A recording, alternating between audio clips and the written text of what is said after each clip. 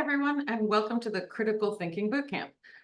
We're going to get started in just a minute, but before we do, please make sure that the event is working properly on your computer or your device. If it's not, please send a direct message to Sage in the chat box and we can help you out.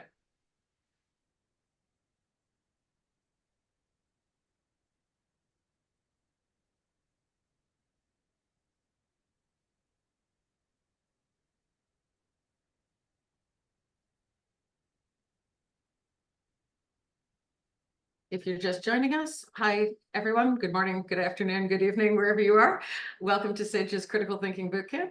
We're going to get started in just a minute, but before we do, please make sure you can hear us, you can see us.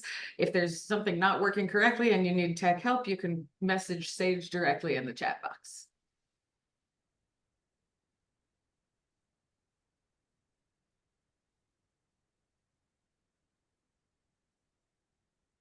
Good, seeing some all goods in the chat, that's reassuring.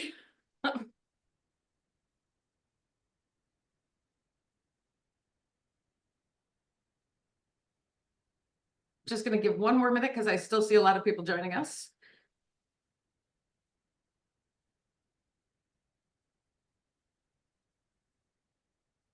Checking in from all over.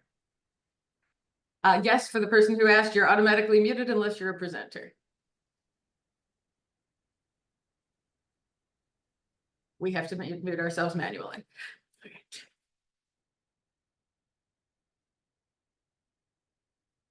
Okay. People are still joining, but I'll introduce myself. It's okay if people miss that part. Hello again, everyone, and welcome to Sage's 5th Critical Thinking Bootcamp. In this workshop, we're going to share skills, tools, and resources and information from librarians, faculty, and others. If you're an others, represent, to discuss critical thinking and information literacy best practices for equipping students to navigate democracy within society. We want to help you get you geared up for the start of the fall term, teaching and students return to campus. My name is Meredith Schwartz. I'm the managing editor of CQ Researcher, a weekly report on newsworthy social and political issues at Sage. And just to toot my own horn for a minute, we are doing upcoming reports on democracy and on misinformation. So check them out, they're going to be great. In the meantime, we have a rich and full event filled with tips and resources from a wide range of expert speakers. Just before we get started, I've got a little bit of housekeeping. The event will be video recorded and we're going to send it out to all registrants in the coming weeks. So if you have colleagues that signed up and then they couldn't make it, they're still going to be able to watch it. We're also going to be sharing a toolkit of resources to help you out with your critical thinking work. The Q&A will be open for all audience members throughout the event. If you have any questions for our speakers, please use the Zoom Q&A feature, which is a button at the bottom of the screen to submit your questions. Then I will surface those questions to the panelists as we have time. You can also feel free to use the chat box to introduce yourself or to connect to the other attendees, but that's not the right place to ask questions for the panelists because I may or may not see it. The chat can go by pretty fast. Also, if you have audio or visual difficulties consuming the content, please send them as a direct message to Sage in the chat box. Finally, please follow along on Twitter if you're that multitasky.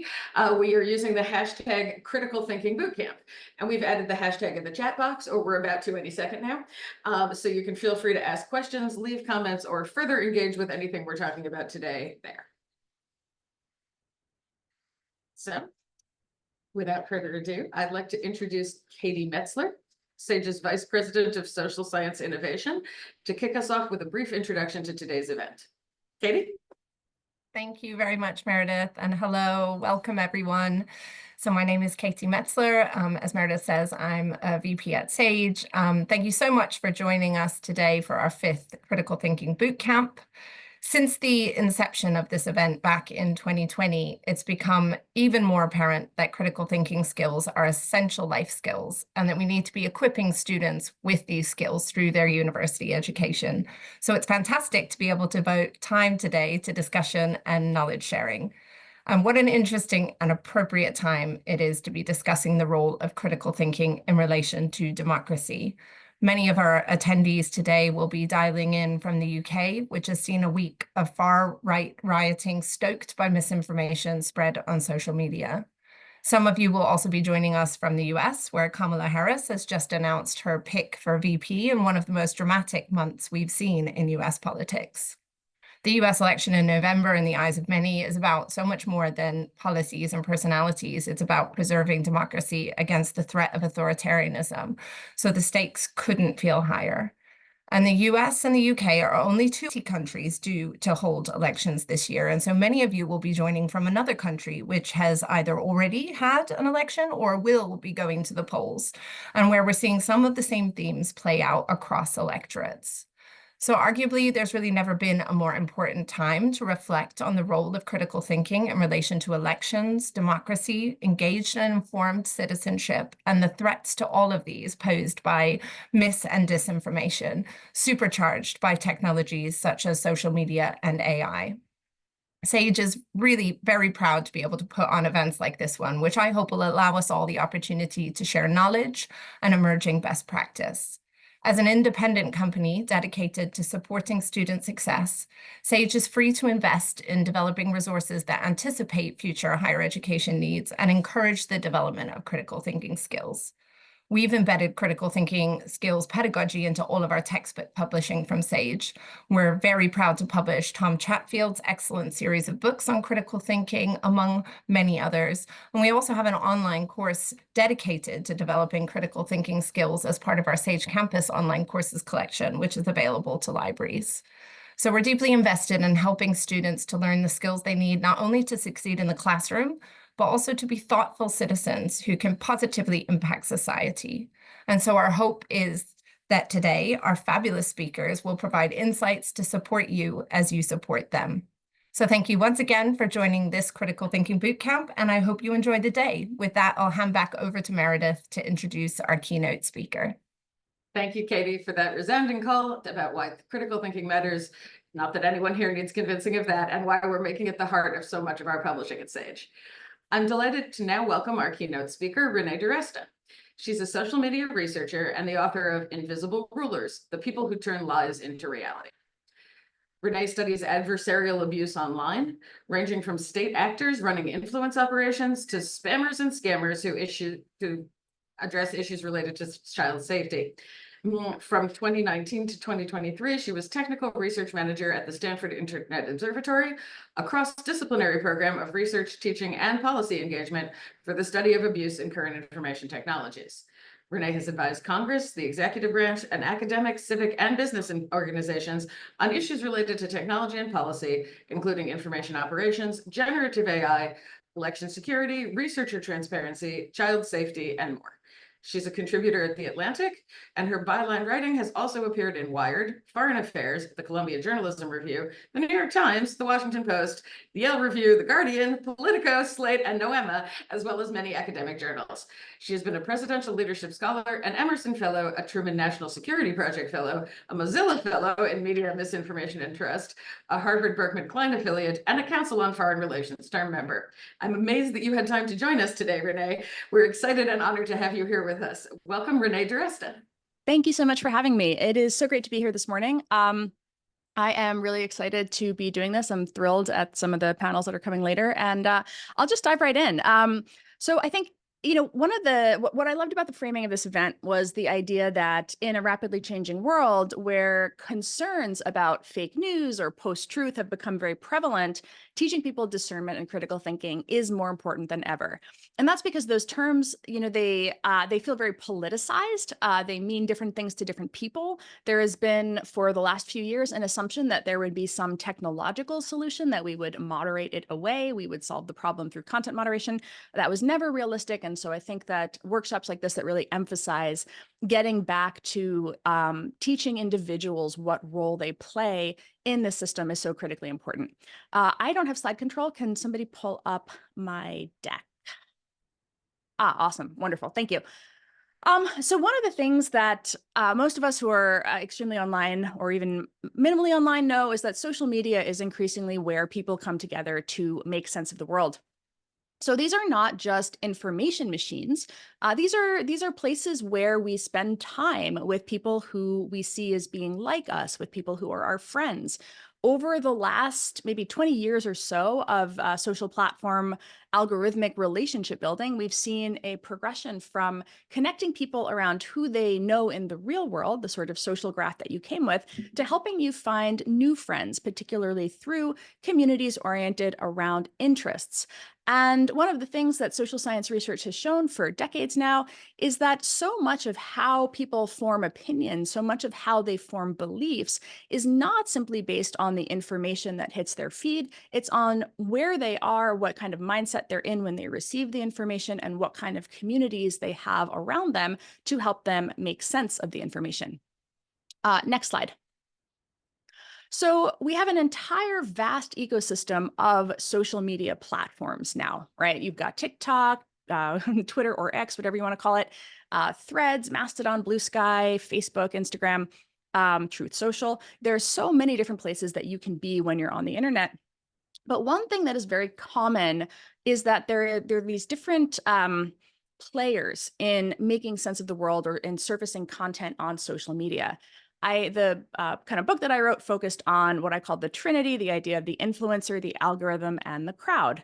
So there's a lot of focus, again, on algorithms as being the thing that curates your content, the thing that shows you, kind of puts information in front of you. But there's actually a pretty complicated set of relationships between these three figures. So you have the crowd, the sort of people, all of us in community, often in niche communities, again, that model of finding or being suggested groups that are similar to you, that are just like you, or that share an interest with you. We spend a lot of time within them.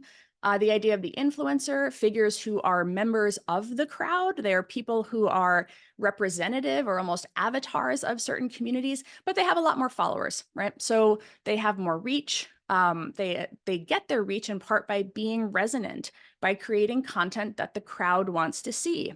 But another thing that's happening is they're also creating content that the algorithm wants to see, right? I had a really fascinating talk with somebody this morning about the idea of art. Is AI generated content art? The influencers are producing it in part because there's human curiosity. There is some attention market there for it, but also algorithms are rewarding it. So the content that we produce changes in response to the incentives of the social media platform. The relationship between these figures is constantly being negotiated.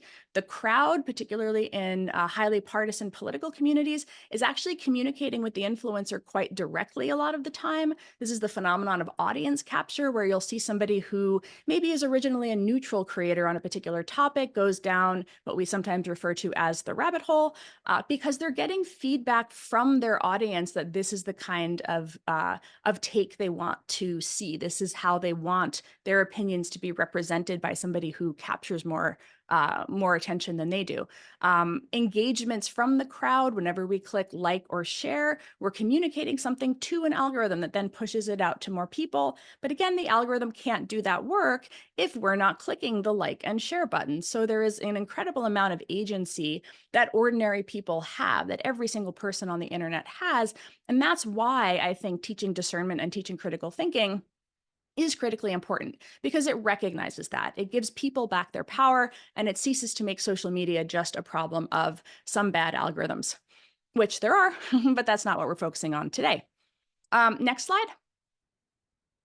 So as algorithms shape what we see, as influencers serve as curators and gatekeepers, as public opinion and even reality are shaped through that interplay between influencers, algorithms, and crowds, sometimes you get unintended consequences. Sometimes you have bad outputs, things that we might not want to see as much of, because we've recognized over decades that they are actually potentially bad, that they have some significant negatives.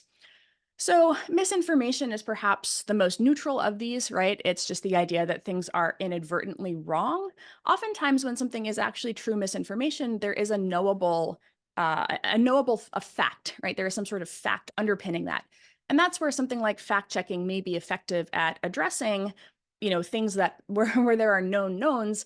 But some of the other things, the other three things on my slide here, disinformation, propaganda, and rumors, don't have that luxury, right? And so saying this is true or false, this is right or not right, don't really respond to what is actually happening in disinformation, propaganda, and viral rumors. Disinformation is information that has an intent to influence and deceive, but oftentimes it leverages something like propaganda, which is information with an agenda designed to activate, to persuade, to move people in the direction of the creator of the content. So there is a component there of wanting to see a particular type of outcome and creating types of content that draw the audience in that direction. It's very systematic and it's very deliberate. It's also not always objectively true or false. Oftentimes it is just opinions, maybe inflected in an incendiary way, but ultimately there is no fact that is going to correct the record and make people kind of come into a shared reality where we're all agreeing on a particular thing. Viral rumors is something that we, when I was at Stanford Internet Observatory, we talked about it quite a lot, particularly in the context of something like COVID, right? Where there are stories about side effects going viral. That's not necessarily misinformation. That is somebody saying, this happened to me, or oftentimes a friend of a friend had a response, teaching people how to recognize rumors and the way that they function in society, the way that we use them as a means of peer-to-peer information sharing is actually a really critical component of information literacy today, because again, it moves us beyond this idea of fake news or post-truth and gets to the reality of how people are communicating with each other in ways that we've done for centuries offline, and now that's happening online. Next slide. One of the things that social media lends itself to is the notion, is what I call factions. So I use a bunch of emoji here. If you spend time on social media platforms, you have no doubt seen these emojis in people's bios. It's a way that, again, people who are forming communities and crowds online recognize each other. It's also a way for them to communicate things that they're very, very passionate about. I don't know if anybody has ever gotten into a conversation about transit on Twitter. I know I have. The bike people, like, they will come for you, and there's a interesting dynamic that's happening there, which is like this is a tool for activism. It's a tool for generating reach, for propagating ideas. And so one of the things that happens on factions, though, is that they do oftentimes become insular and homogenous. And you'll often see them, you'll see homogenous groups kind of trend towards more extreme opinions at times.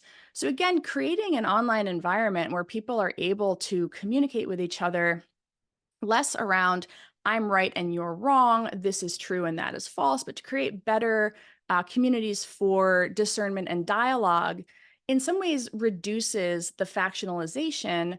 And one of the things that happens when you have people who are really heavily divided into these factions is they'll often fight with each other. So there's potentially also an opportunity to diminish some of the rage and vitriol and gladiatorial arena nature of the internet and move us back to a mode where we can have debate and dialogue and discussion. Next slide. So there is also another component to information literacy on the internet, which is that there are then also fake accounts that are deliberately part of the conversation that are in there. Again, recognizing that you're forming opinions with your friends, you're forming opinions with your community. And so you have fake accounts that insert themselves into conversations to try to nudge those communities in particular directions by pretending to be from them. So since a lot of the focus of the event was on elections, I did want to get at this idea of state actors, because elections are a means by which the public exercises its will, they exercise their voice, they come, they vote, they speak, but there are also geopolitical components to it, and you see states interfering in the elections of others through social media now to try to create an advantageous outcome for the candidate that they want to see come to power. The example I have up here is just a graph of a pretty long-running broad network Chinese bots that was running on social media. And this is animated normally, but you see them kind of turn on over time. Each dot is a new account. And interestingly, you see them actually creating new accounts at particular moments in time to change the public conversation. The yellow area, Taiwan there, that was actually around the Taiwan election. They had some number of accounts that were there just to talk about the Taiwan election. Hong Kong, there were protests. They had different accounts pretending to be in that community to talk about that. There's the dissident Miles Guo down at the bottom there. They had a lot to say about him. And then as COVID emerges, again, you see the focus of the conversation move to talking about COVID. Interestingly, though, COVID and elections do wind up intersecting because there are policy responses. And so you see these accounts inserting themselves into partisan political debates about who should be elected based on responses to social events. So it's very hard to create clean lines where we're saying, this is authentic, this is not authentic, this is, and or to diminish real ideas which are held by real people, but also there needs to be an acknowledgement that fake accounts are in the mix, particularly where elections are concerned, and teaching people how to process this dynamic, this sort of insertion of inauthentic accounts into an authentic conversation is very important, because you don't want them to assume that, oh, there are bots, therefore all of the people I'm talking to are bots. But you also want them to understand that agitators are part of the online discourse around elections at this point. Next slide. So compounding this, there is now an emerging layer of technology that I think we're going to be talking about a bunch today, generative AI. So the rise of generative AI has further complicated discernment and information literacy. It's increasingly used in both scams, things like things with a financial motivation, as well as political conversations where there's a power motivation. Next slide. So this is one example. This was one of the first, the first examples of an AI-generated image that went viral. What's very interesting about this, and the reason I chose this as an example to highlight the challenge of discernment, is that the original content creator who, or the original account, I should say, who made this image is a misinformation and disinformation expert, right? And what was interesting was that he sort of posted it just as being part of a, the sort of current political conversation in that moment. I think Donald Trump was about to be arrested at this point, or something was indicted. I don't remember the specifics of what exactly happened at this moment. But he created a series of these images and posted them, acknowledging in his original post that he had created them. But what happens on social media is images are quickly stripped of context. So these images then in turn were picked up by other people who moved them to other social networks. The original context was lost. And this is an example of one of the challenges of trying to teach people to discern for themselves the provenance of content. It's actually very, very difficult to know where something came from when you see it on social media. So that's one of the challenges that we have to reckon with. Also in this image, you can see that the fingers are ever so slightly off, right? This was still kind of created by a generation of generative AI where there were visual tells. But now, this is maybe, gosh, 6 months old at this point, 8 months old. What you're seeing now is that a lot of the tells that we teach people to look for, they disappear with each subsequent iteration of the of a generative AI engine. And so it becomes a challenge to determine, how do you tell people to identify AI generated content or to be cognizant when all of the things you're telling them to look for are quickly eliminated by the next generation of the system. And then you've actually given them guidance that tells them look for fingers. And then they say, oh, well, the fingers look great on this image, so it must not be fake. And so you're, in a sense, by getting at detection mechanisms, by sort of quibbling about individual details, we're not necessarily teaching discernment at the level that we need to. Next slide. So again, we have over 60 countries holding national elections, making it really crucial for individuals to navigate this complex political landscape. We have seen generative AI incorporated into several elections that have happened, both maliciously, like through the creation of fake generated audio in a few cases that purported to be politicians saying bad things, right, creating controversy.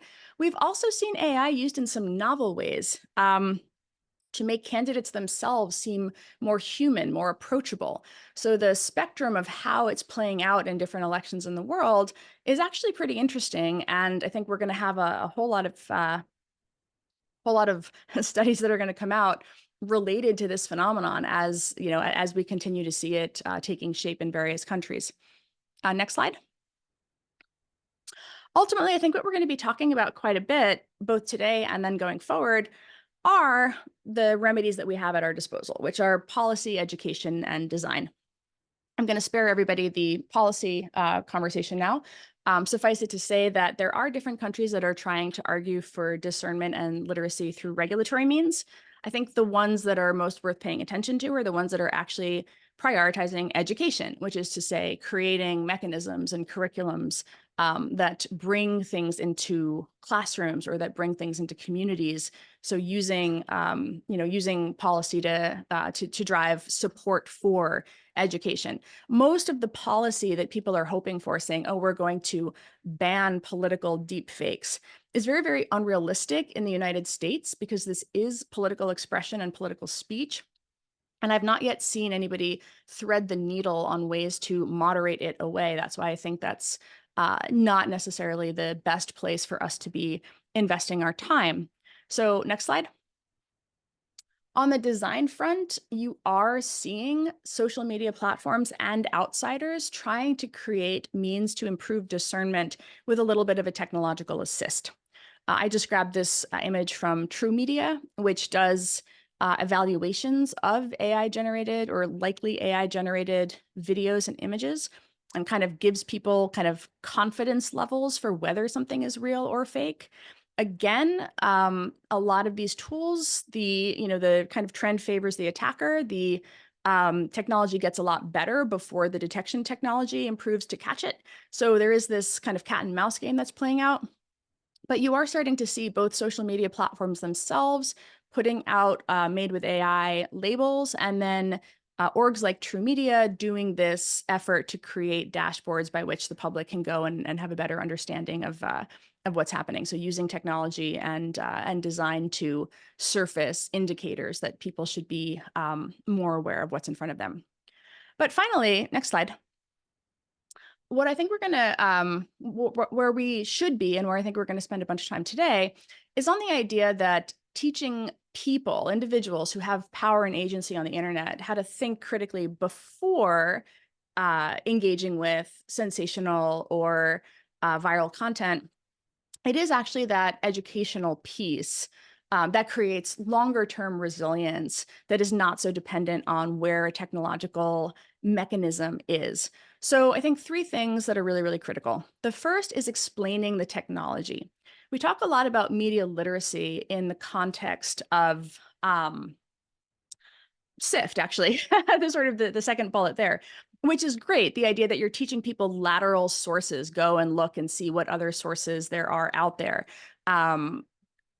When you see content that seems like it's too good to be true or too sensational, go and see if anybody has written a fact check or produced an alternate perspective. I think, again, that teaches people how to respond to specific stories and narratives. It gives them frameworks for evaluating particular pieces of news. But bullet one argues that you can actually do this a little bit more foundationally, which is to help people understand how generative AI works, what it's capable of. You don't have to make this necessarily technical or complicated. It's just explaining where the kind of current state of the art is in order to prevent things like spammers and scammers who for a while now have been all over Facebook, making people think that they are commenting on images of disabled children or of elderly grandmothers, or doing things that are emotionally manipulative. So explaining to people that that content likely is not real, and explaining how they can understand where the technology is at this moment is actually very important. And then finally, which is connected, raising awareness of emotional response. So a lot of the resilience is not only understanding the specifics of a technological advance or the narrative in a particular content, but how they should think about why they might feel compelled to share something, and how in that moment that actually might be the time when discernment is most needed. So the time that critical thinking is most relevant, perhaps, is when they actually feel really aggrieved or offended or angry about something that they're seeing online. So kind of leveling it up and teaching people to recognize their responses, because ultimately when they go and hit that share button or that like button, engage, the algorithmic machine turns on, that's where you start to see this virality engine take over. And so if we can make people think and act using more discernment earlier on that changes a lot of the dynamics and norms on that internet ecosystem today. And I think I'm at time, so I will stop there, but I'm really excited to see, what else we're going to be talking about today. Thank you so much, Renee, for a beautifully framed introduction to the day. You've perfectly laid out the building blocks for this event, making a clear case for core literacy skills in particular, and the ability to use critical thinking to help discern what's accurate in an increasingly complex global political landscape. We do have a couple of questions for you in the Q&A. So the first one is, can you speak to the role of hired bot farms to the destruction of democracy? So they're there. They are not necessarily as prevalent or impactful as people think. I think we need to get better at holding in our minds the idea that there are always going to be these inauthentic agitators, whether they are state-sponsored and foreign, like the Chinese network that I showed, or created by, honestly, domestic American activists that have decided that, increasing their reach through automation is a worthwhile thing to do, and the end justifies the means. And that exists too, right? There are what are sometimes called like Black PR or mercenary organizations that do this sort of thing. A lot of what we see from the bot farms, though, is they just don't get much pickup. They just are not. They are creating a majority illusion, right? They're creating an impression that more people think a certain thing. That I think is an interesting phenomenon. But they're not necessarily rising to the level of being persuasive or influential. They're more additional noise, but it really is, honestly, authentic accounts and influencers and real people who have that capacity for making information move. For a long time, Twitter actually had a notion of a low quality account, and they sort of tried to. A lot of the bot farm stuff didn't really influence or get weighted very heavily in trending. Things are a little bit different now, ironically, because you can purchase a blue check. So a lot of the kind of blue check crypto accounts in particular that we see are, many of them are automated. But again, there's a financial motivation there. So it's sort of it's kind of an evolving space, but the real people are much more influential still than bot farms.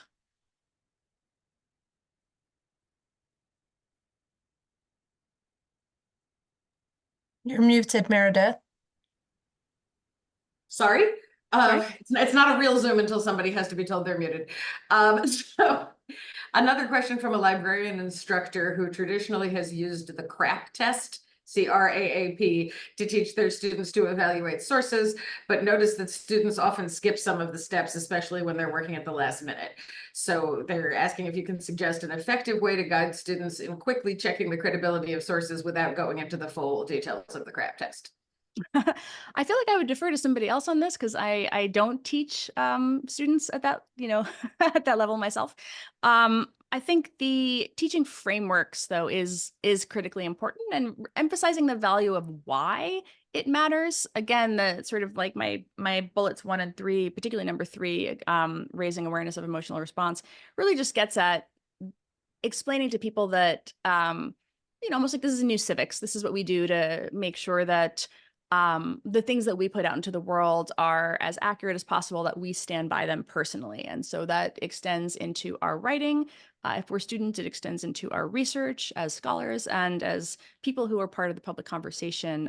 It is, a role that we all play because the content that we create is seen by other people. And so it's, it's good for our communities to take that extra second, to do that extra step. So I think it's the appeal to values and why it matters is what people really need to understand, not just the how. Thank you. And if there's other instructors that want to weigh in the chat with your more granular CRAP test advice, feel free. Another question for you. You've talked a lot about AI as a generator, but what about AI as a replacement for search in finding sources? That a lot of the evaluation methods are taught evaluating where you get the information, but when you get the information through a chatbot, those sources are often erased, if not fictional. So how do we teach people to think about that? It's a really great question. I have an op-ed and edits right now with a couple colleagues on this. answer engines, right? Not search engines. I think even that basic framing helps people immediately understand these things think they're giving you an answer, teaching people what their limitations are. And this is what I was talking about with like the explain the technology bullet. That might be explaining how a diffusion model works to create an image. Right here is just, again, you can explain this to kids. There are people who do an excellent job, in fact, explaining it at a very non-technical level. With, with large language models, it's explaining the limitation of a large language model.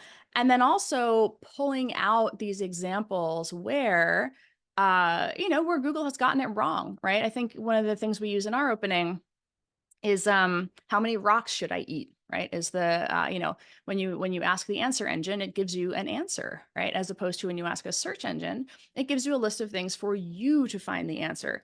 So just explaining the limitations of where the technology is, how it works. Is it showing you sources in response, in that answer? If so, what do the sources say? Some of them, some of the search answer engines do disclose their sources at the bottom, so you can go and then do your process of seeing, do I think this is a reputable source? But otherwise, that the technology is going to change, and I think explaining the limitations of how it works and why hallucinations happen is something that then makes people aware of it, a little bit more discerning when they're engaging with it or using those products themselves. Thank you. We have a, not so much a question, but a point from the Q&A saying that your point about being discerning speaks to the supposed conversation between Jefferson and Adams about how to share truth with the American people. Adams wanted to impact truth based on policy and Jefferson by education.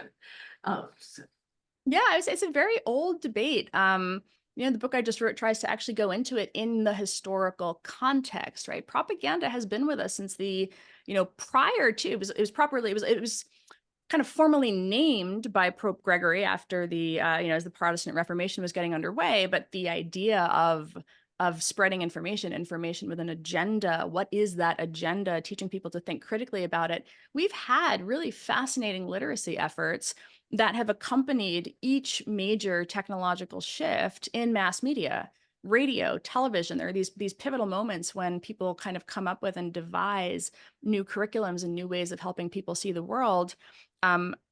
I think a lot about the sort of lost art of teaching people to recognize rhetoric. So something that was happening in the 1930s, teaching people to recognize Nazi propaganda, not to debunk it or fact check it, but explaining how certain words and phrases and terms created an emotional response. That was the media literacy effort that was happening around the rise of Father Coughlin and the kind of growing threat of fascism in Europe.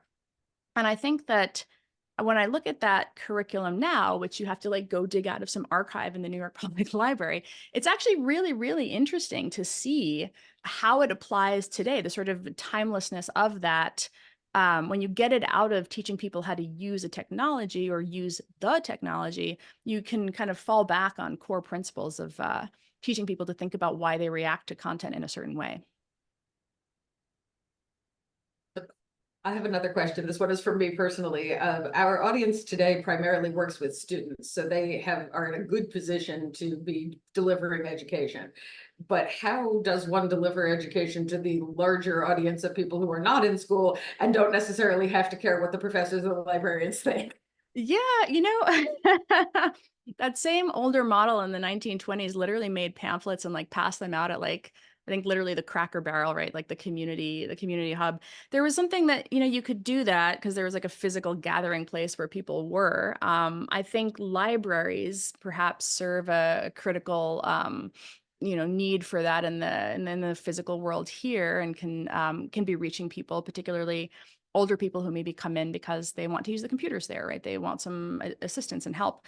There's also partners, right? There are magazines and publications and influential figures who cater to different audiences, and incorporating in, recognizing that the most credible messenger might not be a classroom or a book, or, that might not be how people want to learn or who they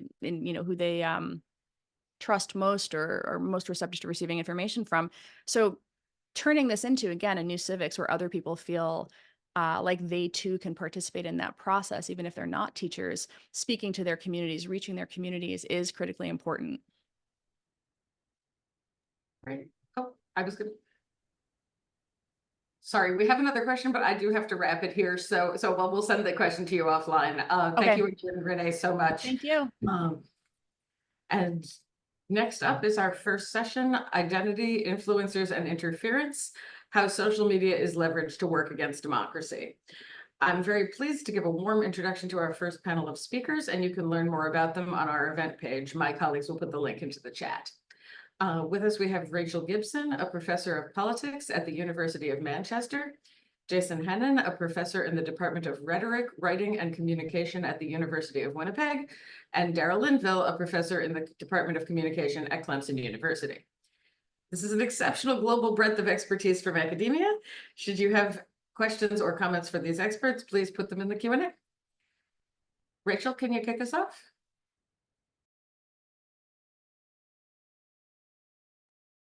Okay. Oh, I think I'm not able to start my video because I think somebody else needs to start it for me. Is that correct? I'll get that up for you, Rachel.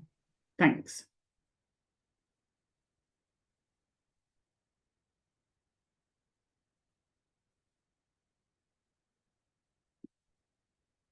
Oh. All right.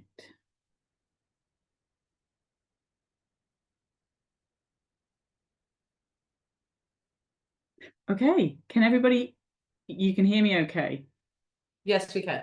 Great. Okay, so I'll just get going. Thank you so much for the opportunity to come and speak. I'm delighted to talk about this subject about influencers, which is something that is particularly relevant for my current research that I'm doing. So first slide should hopefully be able to, there we go. Yeah, so my interest in this topic is about the question of we assume they're harmful, but also is this a kind of an assumption that is grounded in empirical truth? And I'm trying to sort of find out the kind of the understanding of the people who are interested in online political influences, and the question of to what extent their characteristics fit people who are dissatisfied with democracy or disaffected, and have potentially got the ability to, if you like, be more harmful for democracy than helpful. So if we move on to the next slide, this work, as I said, it relates to a current project that I'm doing, which is funded by the European Research Council, and it's looking at digital campaigning and electoral democracy over 5 countries. We started in the US in 2020, and the results that I talk about today will come from that study, but we've looked at the same sort of questions across these other countries, and we're currently now moving towards the last election, which is obviously in the US in 2024. So just moving on to the next slide, the questions that are interesting in regard to online political influencers, I think, and the role that they play in democracy, they bring 3 sort of literatures together, which I think I'll just kind of briefly overview at the start. So the first one is the kind of digital democracy literature, which is this kind of broader discussion about the cycle of kind of hopes and fears about the role of digital democracy and new technologies, and what impact they have on democracy, with the kind of sense that starting out people were quite hopeful and quite understood it as quite positive, and that has kind of cycled more towards now fears. I think the second literature that kind of plugs into the rise of influencers, it's useful to kind of like contextualize, is this notion of the kind of crisis of liberal democracy, and this idea that democracy is dying. And this is again linked to the kind of question of these influencers are rising, and there's these questions about democracy failing, and to what extent they're linked. And then finally, there's the kind of more proximate literature, which is about online political influencers as a new kind of phenomena, and more specifically looking at what is, who are these people and what is their role in politics. So it's kind of like a funnel of kind of looking more narrowly into the question of OPs, as we're calling them, from this kind of broader perspective. So if we move to the next slide, this sort of visually kind of perhaps represents the kind of cycle of hopes and fears around digital democracy, starting with Howard Rheingold's work, which was kind of in the early 90s, which is very optimistic in many ways, looked at the kind of idea that democracy would benefit, would decentralize, there'd be a kind of role for citizens to play in terms of revitalizing the polity. We moved to kind of sort of the maybe sort of the next era, which is sort of about, it's a couple of decades later, we get into the kind of era of Obama and the kind of rise of what we might see as the sort of more scientific understanding of digital democracy, which is in terms of with regard to campaigns in particular, that campaigns were harnessing the use of technology to kind of refine and really understand the electorate and try and build messages that would resonate. And there was a kind of more neutral, perhaps, understanding of what the technology could do. Still positive, but sort of understanding it from a perspective of a kind of more practical kind of perspective. And then sort of subsequently, I think we've seen a rise of much more kind of negative kind of narrative, which is that democracy is under threat, and actually digital technologies are playing a very big role in that they're feeding misinformation and subversion, and they're kind of got an anti-democratic potential. If we move on to the next slide, we can kind of see some quotes perhaps that sort of outline that a little bit more clearly. So as I said, the kind of starting with the idea of Howard Rheingold, he talked about this idea that community-mediated communication has the capacity to challenge existing political hierarchies' monopoly. There's a kind of idea that it might revitalize citizen-based democracy. And then we sort of fast forward to Nate Pasilli's article in the Journal of Democracy, which was extremely pessimistic, which was talking about the role that internet was basically damaging or destroying democracy. And this was kind of something which was linked to the rise of certain trends, particularly the rise of Trump in 2016, certainly the Brexit referendum in the UK, that these kind of unexpected events that seem to sort of challenge what we sort of understood as sort of stable and settled democracies. And there was a sort of question as to what extent the internet was actually leading to and fueling these trends. If we then move on to the next slide, we can sort of see that there was a role also at the same time. There's been this broader debate as well about the decline and potential fall of liberal democracy. So again, the Journal of Democracy, we can sort of see work by Foer and Monk that looked at the idea that we were suffering from a sort of a kind of a souring and a democratic deconsolidation that the West was experiencing and established democracy was experiencing as citizens were withdrawing from the system, seeing that they trusted it less, and becoming more inspired or more affected by authoritarian and populist alternatives. And other work by Levitsky and Zblat sort of echoed this idea in a book form in How Democracies Die. And then linking that a little bit to the digital era and the kind of datafication of society and politics was Shoshana Zuboff's work on the age of surveillance capitalism. Again, this idea that democracy is under threat, and linking that, as I said, more perhaps explicitly to the role of digital technology. Okay, so if we move on to the next slide, we can sort of see, now I'm not sort of claiming necessarily that influencers have fueled these trends, but it is an interesting phenomena that as these narratives have emerged, so we have seen the rise of influencers. And the question of influencers, I think the literature on influencers to date is limited in one sense, in that I think the jury is out, and we're still trying to work out exactly who they are, what they affect, and how they kind of engage in terms of how their effects are being felt. So some of the work that's been done so far, and I should say as well that certainly this last election cycle in the US has seen a kind of a real increasing focus on influencers, with candidates and campaigns actually trying to recruit them in to help them in their cause of kind of getting their message out, as they're sort of seen as more kind of organic and authentic voices that a campaign can reach out to. So they're not just sort of simply out there in the ether, but they are actually being kind of co-opted and proxied in a way for within campaigns. But if we move on, so next slide, please. What do we know so far? So in terms of who they are, I think most of the accounts that I've sort of read through have kind of focused on the fact that they are informal, more quasi-official sort of actors, rather than more established campaign actors like elected politicians. There was a study by Fisher et al. That talked about political influencers as neither representing established professional news media nor political parties. So they fit in this kind of slightly kind of netherworld, and it's sort of, you know them if you see them. Nadera took this kind of idea of the informality a step further and tried to kind of revive notions of post-war, the two-step flow theory, which some of you may be familiar with. In the work after the Second World War of Paul Lazarsfeld's idea about elections in America, and how we had this two-step flow of influences and opinion makers who took the messages from the media and then mediated them out to their networks. And the idea is that influencers are kind of reviving or perhaps reinvigorating that, but they're different in that they're less likely to derive their authority from their real world sort of social status, and they bring this kind of more specialist expertise, extensive online networks, and exert this more indirect influence in a kind of wider sort of scope.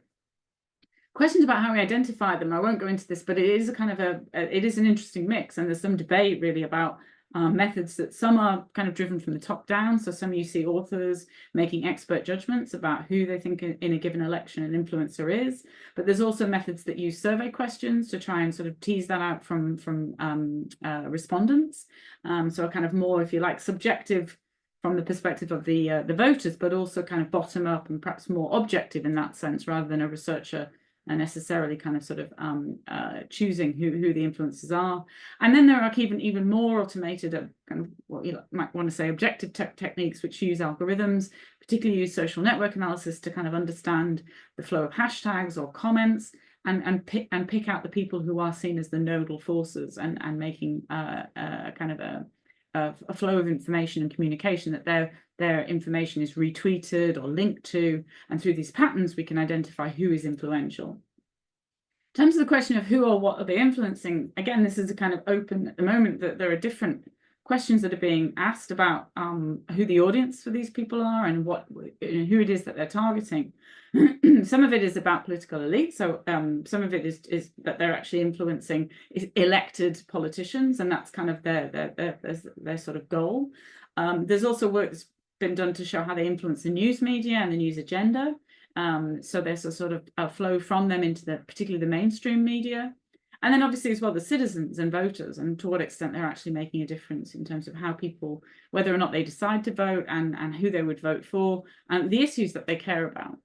If we move on to the questions about their effects, again, mixed views in the sense that they are cited, and I think this is probably one of the dominant narratives about influencers, is they're seen very much as the kind of spreaders of mis and disinformation, of extremist views, and voter polarization. So there's been a number of studies that have looked at their role in a number of elections, particularly around, I think Brazil there was quite a big study of the role of influencers in terms of the role that they played in circulating kind of far right sort of narratives and populist alternatives to Bolsonaro.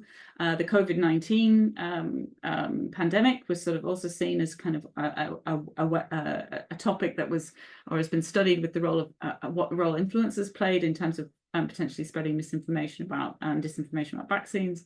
And there's also been some work which has actually talked about how OPs, these online political influencers, are also serving as useful tools in authoritarian regimes to kind of feed and surreptitiously counter and control anti-government narratives.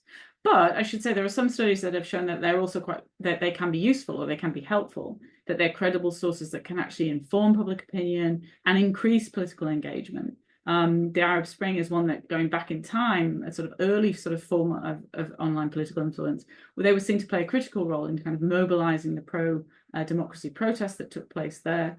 There's also evidence that they're not necessarily dominated by extreme right-wing views. So some analysis that was done of the Twitter debates in the first months of Trump's presidency actually found that the most prominent voices were on the left. And in addition, I think while they may lead to kind of more emotive and perhaps maybe more cynical kind of tone and critical tone into political debates, there's been some work which has looked outside of the US, particularly in Scandinavia, where they were seen as potentially bringing in a broader, more diverse audience into public discussion.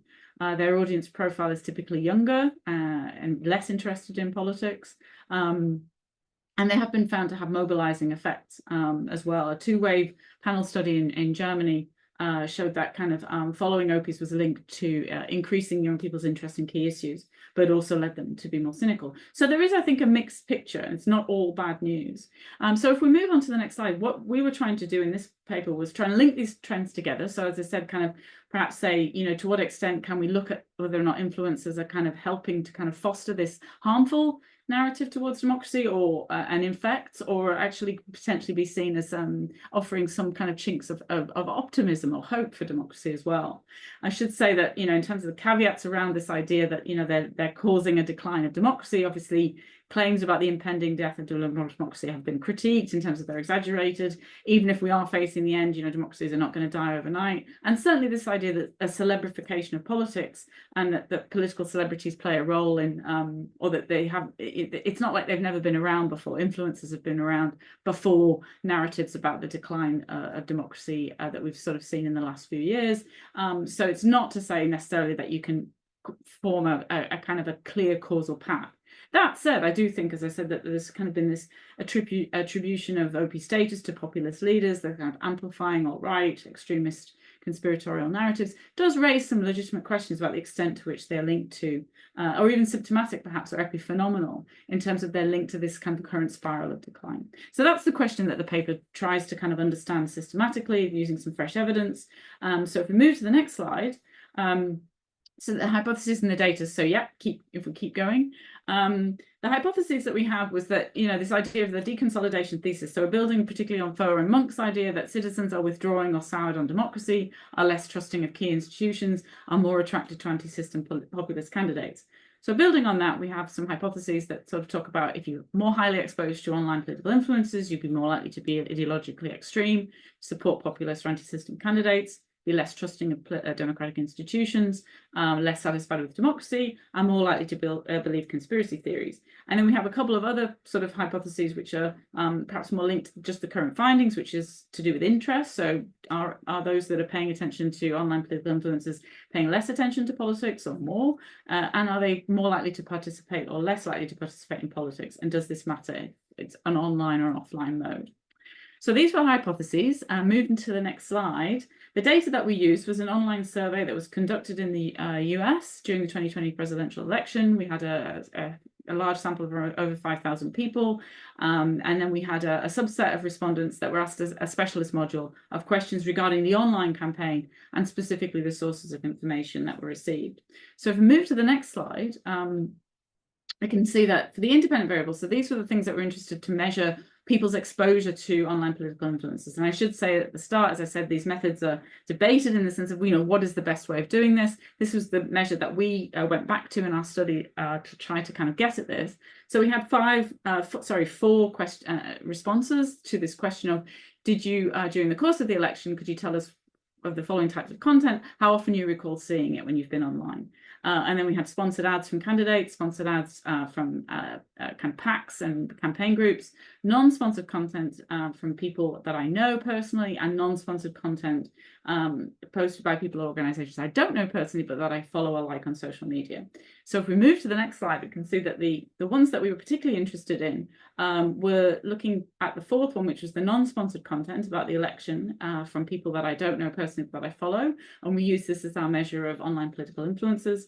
We also compared that against sponsored ads from candidates and political parties. We're quite interested to see how that differed in terms of the profile of people that were exposed to those ads, and saw them quite a lot, and the extent to which that affected their attitudes in these dimensions of trust and dissatisfaction. And we also had a question about exposure to mainstream media news sources, and also exposure to alternative news sources. And we measured these on scales, but we asked about different kinds of how far they were aware of or followed things like in the US, NBC or Fox or CNN as cable news and mainstream news. And then we also had a question about the alt news media, which was more about the digital and the alternative news space. Okay, so if we go forward to the next slide. So we tested the hypotheses with a variety of measures drawn from our survey. They were all kind of measuring things like, as I said, the extremism. We measured on a scale where we actually asked people about their far left or far right, and we split them into a binary score. So they were either far left or far right, and we classified that as extremist versus more centrist. We had support for a populist candidate, which is whether or not they voted for Donald Trump in the post-election survey, if they reported that. We had a 10-point scale to measure trust in the government and mainstream media, a 4-point scale that we measured satisfaction with democracy. We also had a measure about COVID-19 as a hoax, and whether or not it was being used by 5G technology was spreading it as a kind of measure of conspiracy theory. We had a measure of interest in politics, and we also had measures of people's turnout in elections, so if they voted, and then also if they voted, if they participated in an offline form or an online form. And then we had a series of controls of a range of gender, age, income, education, ethnicity, party identification, thermometer about feeling towards Trump and Biden. And we put those all into a model. And the next slide, please. What we found, if we can go probably to the second line, the highlighted line, which is the one that is perhaps the more interesting in terms of the findings. What we did find was that indeed that people who reported a higher exposure to online political influences were more likely to say that they were on the edges of the extremists. They were either far left or far right. We didn't explore the far left versus far right. I'll get back to that, but this is something that we're going to pick up in a next version of the paper. We didn't find that there was a relationship to whether or not they were more likely to vote for Trump, so that didn't materialize. Trust in government, there was not a strong relationship there either, or democratic dissatisfaction. They were more likely to believe in conspiracy theory, but they were also, they had high levels of political interest. They were more likely to participate in politics. Interestingly, we compare those to the people who reported a high exposure to targeted campaign advertising on social media. We can see that actually for those people, they were perhaps a little bit more, there was a concern there about the fact that they seem to be more likely or less likely to be trusting in government. So some of the effects that we'd maybe associated with the online political influencers seem to crop up with the people who were reporting a higher exposure to campaign ads. So this was, they were actually more likely to have voted for Trump. They were more likely to, less likely to trust government, less likely to trust the mainstream media.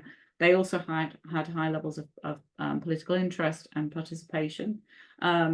So just to pull all that together, if we move to the conclusions, what we found, I guess, from this initial look, and I should say that we couldn't claim too much causality. The only thing that we really had over time was the exposure to online political influences and then the vote in the election. The other factors were all measured simultaneously, so these were kind of more correlative or kind of co-varying, and we couldn't really claim a causation as such. But what we can say is that higher exposure to online political influences in the US 2020 election was not associated with a higher support for populist candidates, if we understand that in the Foer and Monk approach of being withdrawing or souring from institutions of democracy. It doesn't appear to fit the profile of a democratically deconsolidated audience in that regard. However, those with higher exposure to online political influences were more engaged and interested in politics.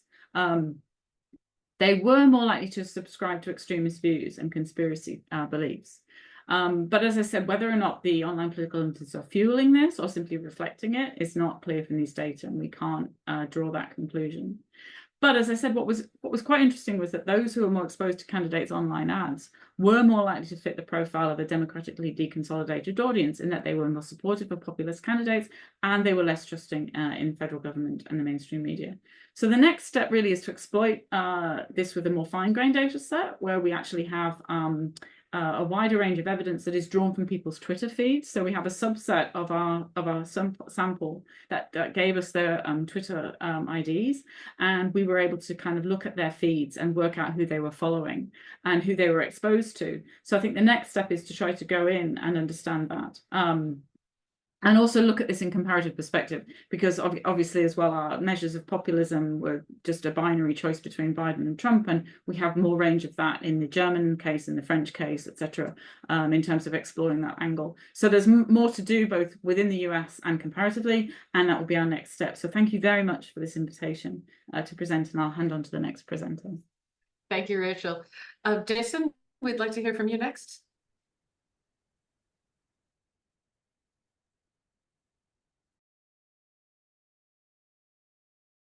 Jason, you're muted. Oops, sorry about that. I was just saying thank you to Heather and Meredith and Yvette for organizing this. Okay, so yeah, I guess we can just go to my first slide. I've got a ton of them. I'll just be kind of going through these really quickly. So yeah, next. I wanted to start off with this term that you will probably all remember was chosen as Oxford Dictionary's Word of the Year in 2016. And they chose it after next after after this man, won the election, and there were a lot of laments in political commentary about, what does this mean for our democratic culture? We've now entered a post-truth world, a post-truth society, post-truth democracy, and such, and that this marked a decisive shift into a new dystopian era.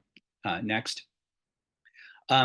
But I think that at the time it was really critical to ask whether this was actually the case, whether we had qualitatively shifted into something different, into this post-truth era, if there was nothing like this before that. Next.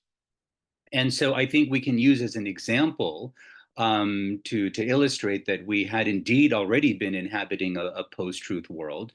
This group, they had next invaded Iraq, a sovereign country, on the basis of a lie, on the lie that Iraq possessed weapons of mass destruction. Next. Colin Powell, if you will remember, waved a simulated vial of anthrax before the UN General Assembly, trying to frighten the entire world into supporting the US case for the invasion. Next. And it turned out, of course, that Iraq had 0 weapons of mass destruction. Next. And when it was clear that the war was premised on a falsehood and an anti-war movement had then built up, half the country came out in defense of the war. They did not care whether Iraq possessed weapons of mass destruction or not. For them, the truth did not matter. What mattered was political loyalty. Next. And so you were either with the troops or you weren't, and if you weren't, then you were basically a traitor. Next. And so at the time, this is 2003, 2004, so long before the 2016 election, when you had commentators who were talking back then about how the US had entered a post-truth world, in which lying was the new normal, and as a public, we were no longer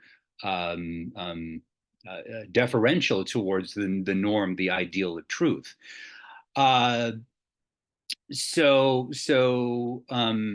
Next. So I think we can ask the question, okay, well, if this phenomenon long precedes the 2016 general election, if this goes back now decades, well, how do we explain this phenomenon? What's the bigger picture? Next. So I think that one answer can be found in Neil Postman's classic book, Amusing Ourselves to Death.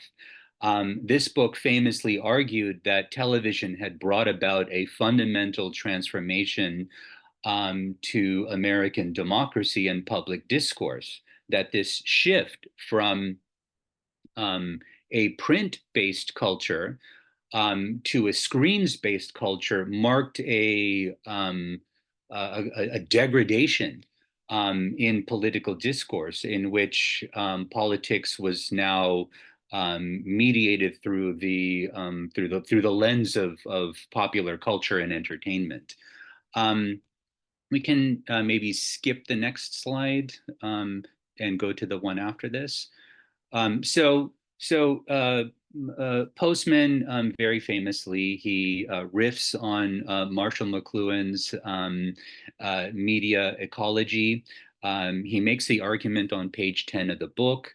He says, each medium, like language itself, makes possible a unique mode of discourse by providing a new orientation for thought, for expression, for sensibility. And his concern was how television provided this new orientation for thought, this new mode of expression and sensibility. Next. So he was very concerned about how television news degraded the very function and purpose and idea of news.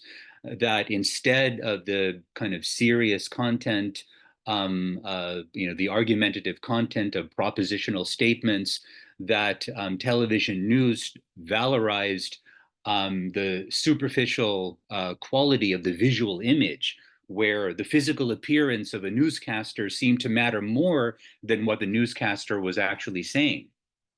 Next.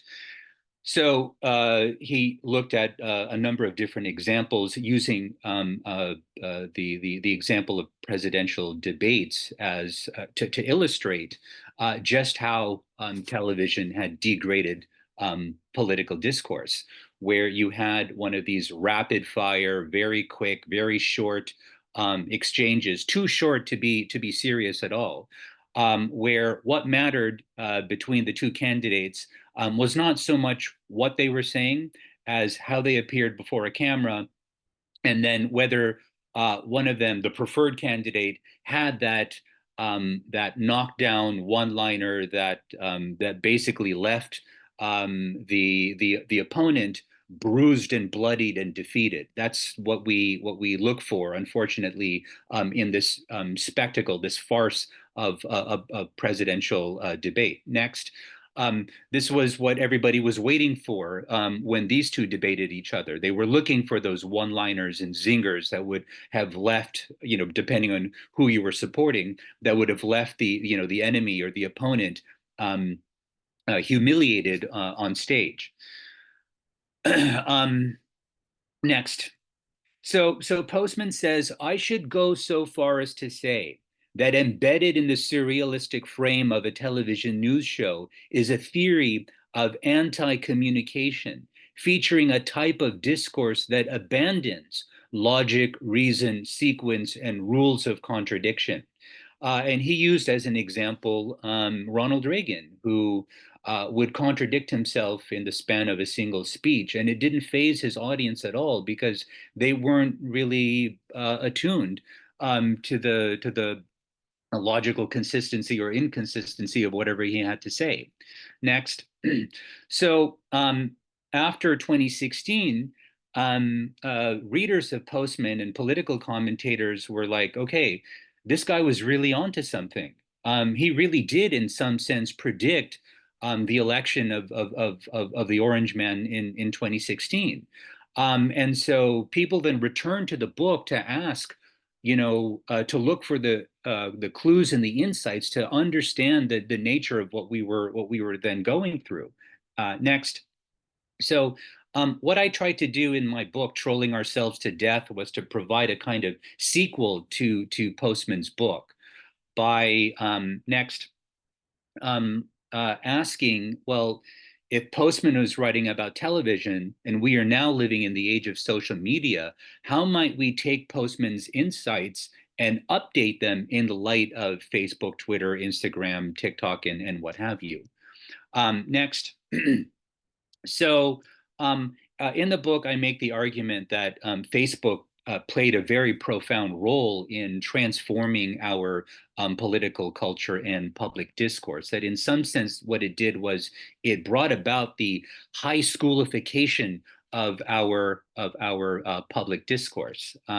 Facebook was modeled next on the high school yearbook and the college directories, where a high school yearbook was a way of kind of recording your best memories from your high school days, and Facebook was a way of kind of living out your youth into perpetuity, a live kind of yearbook page that you could update in real time, and basically live out your high school years, your youth into perpetuity. Right. Next. We have these very popular depictions of high school culture in TV shows like Happy Days, and next films like The Breakfast Club. These pop culture TV shows and films that captured and kind of immortalized high school drama with stock characters like the high school jock and athlete and cheerleader and weirdo and the bully, right? And in some sense, what social media did was to mainstream these characters into our political culture. Next. And the high school bully was very much one of these characters who then got mainstreamed. So this is Biff Tannen, obviously. Next, if you have seen Back to the Future Part 2, older Biff Tannen was famously modeled after Donald Trump, this kind of grotesque, hideous, wannabe Hugh Hefner who, reeks of scotch and wears the big fat gold chain and is kind of obsessed with himself narcissistically, wants to be surrounded by women and just wants to kind of showcase his wealth and power. He was modeled after Donald Trump. Next, so there are these kind of two pictures of what social media did for our political culture. In the mid 2000s, I think what Facebook represented was kind of the more positive, rosier side. Later in the later 2000s and early 2010s, Twitter represented the darker side. Next, so what I say in my book. This is actually the earlier essay that it was based on, but I say if Facebook is a high school popularity contest, then Twitter is a schoolyard run by bullies. And I say that this limited character count on Twitter is hardly conducive to civil disagreement. But the character limit does lend itself to reactionary paranoid behavior, vicious insults that seek to hurt and offend, to get under the other's skin, to find their weak spot and then stick the knife in violently and twist it to exact the maximum degree of psychological pain. That Twitter has a unique way of bringing out its users' inner sadists, and that it's difficult to get not to get pulled in to the black hole of Twitter trolling. Even the most dignified users will feel tempted to respond to vicious personal attacks. Next, so anyone who is on academic Twitter knows what kind of a hellhole academic Twitter is. It's horrible if you get into a discussion. At some point, there's a very strong likelihood that it's going to just go sour. And so we now recognize this. Next. We even now speculate whether Twitter is, making us, stupid and mean, because it has this. You can go into it with the best of intentions. Again, it's very hard to resist the kind of monster that it makes people out to be on this on the platform. Next, so I say that in the mental universe of social media, truth is a popularity contest. And if a troll amasses a substantial following, that popularity can be put to malicious ends, including pushing falsehood as truth and responding to criticism with merciless abuse. Next. And so I think this guy called it centuries ago. In the Phenomenology of Spirit, Hegel has next this concept of Niederträchtigkeit. In English, this means malice, vileness, and impulse to debase. Next, Niederträchtigkeit can be understood as a kind of meta-attitude, one of the dominant attitudes of the modern world, where you have this kind of pathological suspicion and hostility towards reason and logic. I think you can see this in conspiracy theorists who refuse to trust what climate scientists say or what healthcare workers say. They don't trust the vaccine because they're filled with this political emotion of Niederträchtigkeit. Next. I think this guy is a perfect embodiment of that meta attitude, Jordan Peterson. He does not like progress and change. He doesn't like to see the world around him, moving forward. And so he has fallen back into this mindset of paranoia where he lashes out at whatever he regards as the enemy, real or imagined. Next.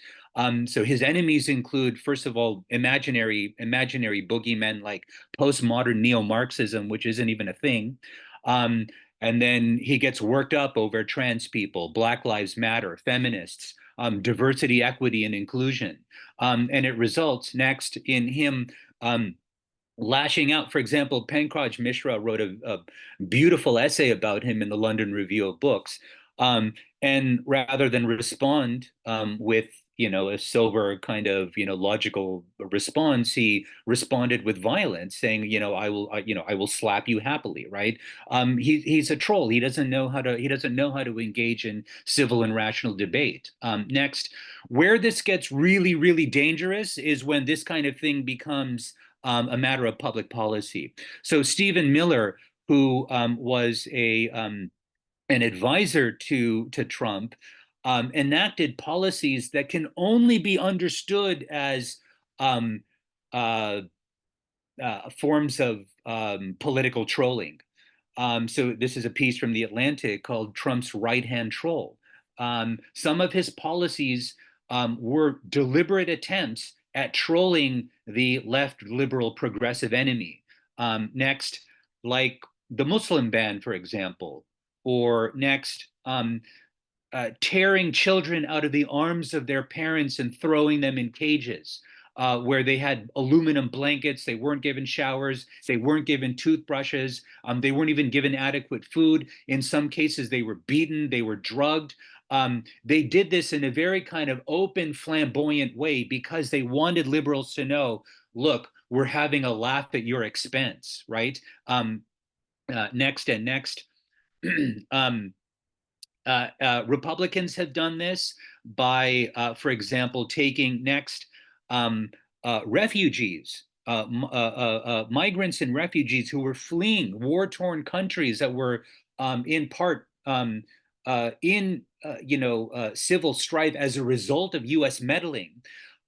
They had sought refuge in the United States, and these Republican governors in Texas and Florida and elsewhere rounded them up, put them either on planes or buses, and then next dropped them off in Democratic cities, in some cases, for example, like in front of Kamala Harris's home, as a political antic, as a way to show, ha ha ha, we're having a good laugh. Isn't it so funny that we're taking these real human beings who are cold and hungry, who have left, war, to seek a better life, and we're going to dump them in front of your home. They did this purely for the lulz, as it's known, right? This is an example of what next. Peter Serwer, in his book called "The Cruelty Is the Point," performative cruelty or performative sadism, where you're humiliating real human beings and doing this just for a laugh. So next. In my book, I make an argument that this is all being driven by a culture of acute mass paranoia and distrust, suspicion, and hostility. And that if we want to counter this, we need to cultivate what the philosopher Robert Brandom calls a spirit of trust. Next, so I make the case in my book that what we need to enact through the classroom a pedagogy of trust, where we have to move away from this awful top-down banking model, what Freire calls the banking model of education, where you just talk down to students, you just lecture at them, they take notes, and then they regurgitate, they vomit everything back up on quiz day or test day. And they're basically treated like passive receptacles. That instead, what we need to do is to teach the ethic of democratic engagement and conversation in the classroom at the earliest stages of their educational trajectory, by teaching the art of conversation, and that means cultivating this spirit of trust and solidarity at the earliest age. And so the two role models, the two famous role models that I turn to for this are Paulo Freire and Bell Hooks. I'll be happy to talk about them during the Q&A, but I think that you can delete the trolls all you want. That's going to be only a short-term solution. I think we need to change the culture, and to do that, that means cultivating the spirit of trust. Okay, I'll stop there. Thank you. Thank you, Jason. Next up, Darren. Oh, thanks to the organizers, and I'm really pleased to be here today. My name is Darren Linville. I'm a professor of communication at Clemson University and co-director of the Media Forensics Hub here at Clemson. I know we're already over on time, so I'll try to be quick. Next slide, please, Erica. But what I want to do today broadly is expand your understanding of what trolling is, especially state-sponsored, state-backed disinformation, and inform you a little bit about how it's evolved since we really first started talking about it back in 2016. On the screen here is a shot of a post from a Russian troll from 2016. This was a troll account run by the now famous internet research agency owned by the original troll, Yevgeny Prigozhin, Putin's chef. And this account purported to be a right-leaning influencer named Jenna Abrams. She had tens of thousands of followers, a lot of influence on Twitter. She even had a blog that she ran. That's what this post here is connecting to her blog. But the IRA ran accounts on both the left and the right, working to pull America farther apart from one another, attacking moderates in the middle, and to make views more extreme on either end. This post here, I think, is just sort of emblematic of what we probably think of when we think of a Russian troll. It's snarky, it's trying to be funny, a bit tongue-in-cheek, but not polite, and really trying to use that influence to make a political point. Next slide, please, Erica. But that's not what the Russians are doing today. They aren't running these sort of artisanally created accounts like they were in 2016 and again in 2020. And disinformation operations broadly are doing a lot more things than just that. So if you are if your job is influence, now whether you are running a Russian influence operation or you are selling Pepsi-Cola, there's a couple of ways that you can try to influence the salience of an idea. You can either promote that idea, and that would be in your best interest, or you can demote ideas, and that might be in your best interest. And both of these things you can do sort of directly or indirectly. I can talk a lot more about this, but I kind of want to make these ideas at least clear at the basic level and how influence operations use both promotion and demotion effectively today. So next slide, please. I'm speaking in some broad generalities here, but broadly, Russia is mostly in the business of promotion, and China is more in the business of demotion.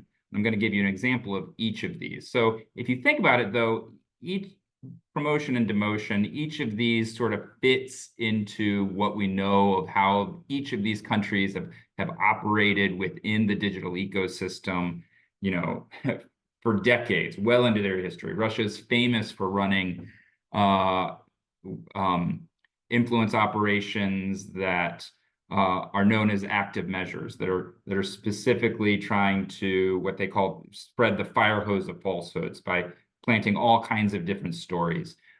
China, on the other hand, is famous for limiting what people are allowed to talk to, especially obviously in China. I mean, try to have a conversation about Tiananmen Square in China, you can't do it. Social media is controlled in China. And they very strictly control the types of things that you can talk about, what you can talk about. You can't even share a picture of Winnie the Pooh in China because it looks too much like she. So next slide, please. I'm going to give one little example of each of these things of promotion and demotion and how both Russia and China use them and how they're different than what we probably think of when we think of just, trolling operations, traditionally speaking.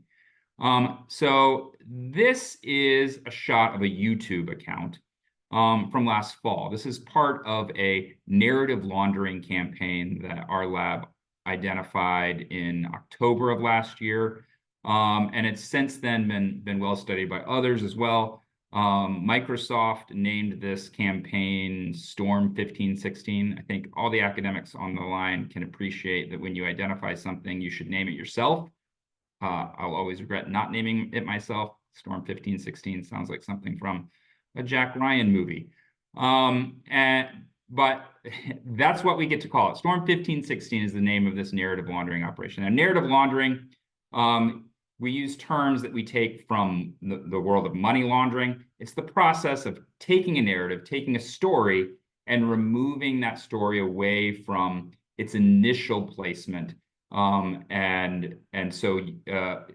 you hide the origin of this story. This is a story that was planted, originally placed as a single YouTube video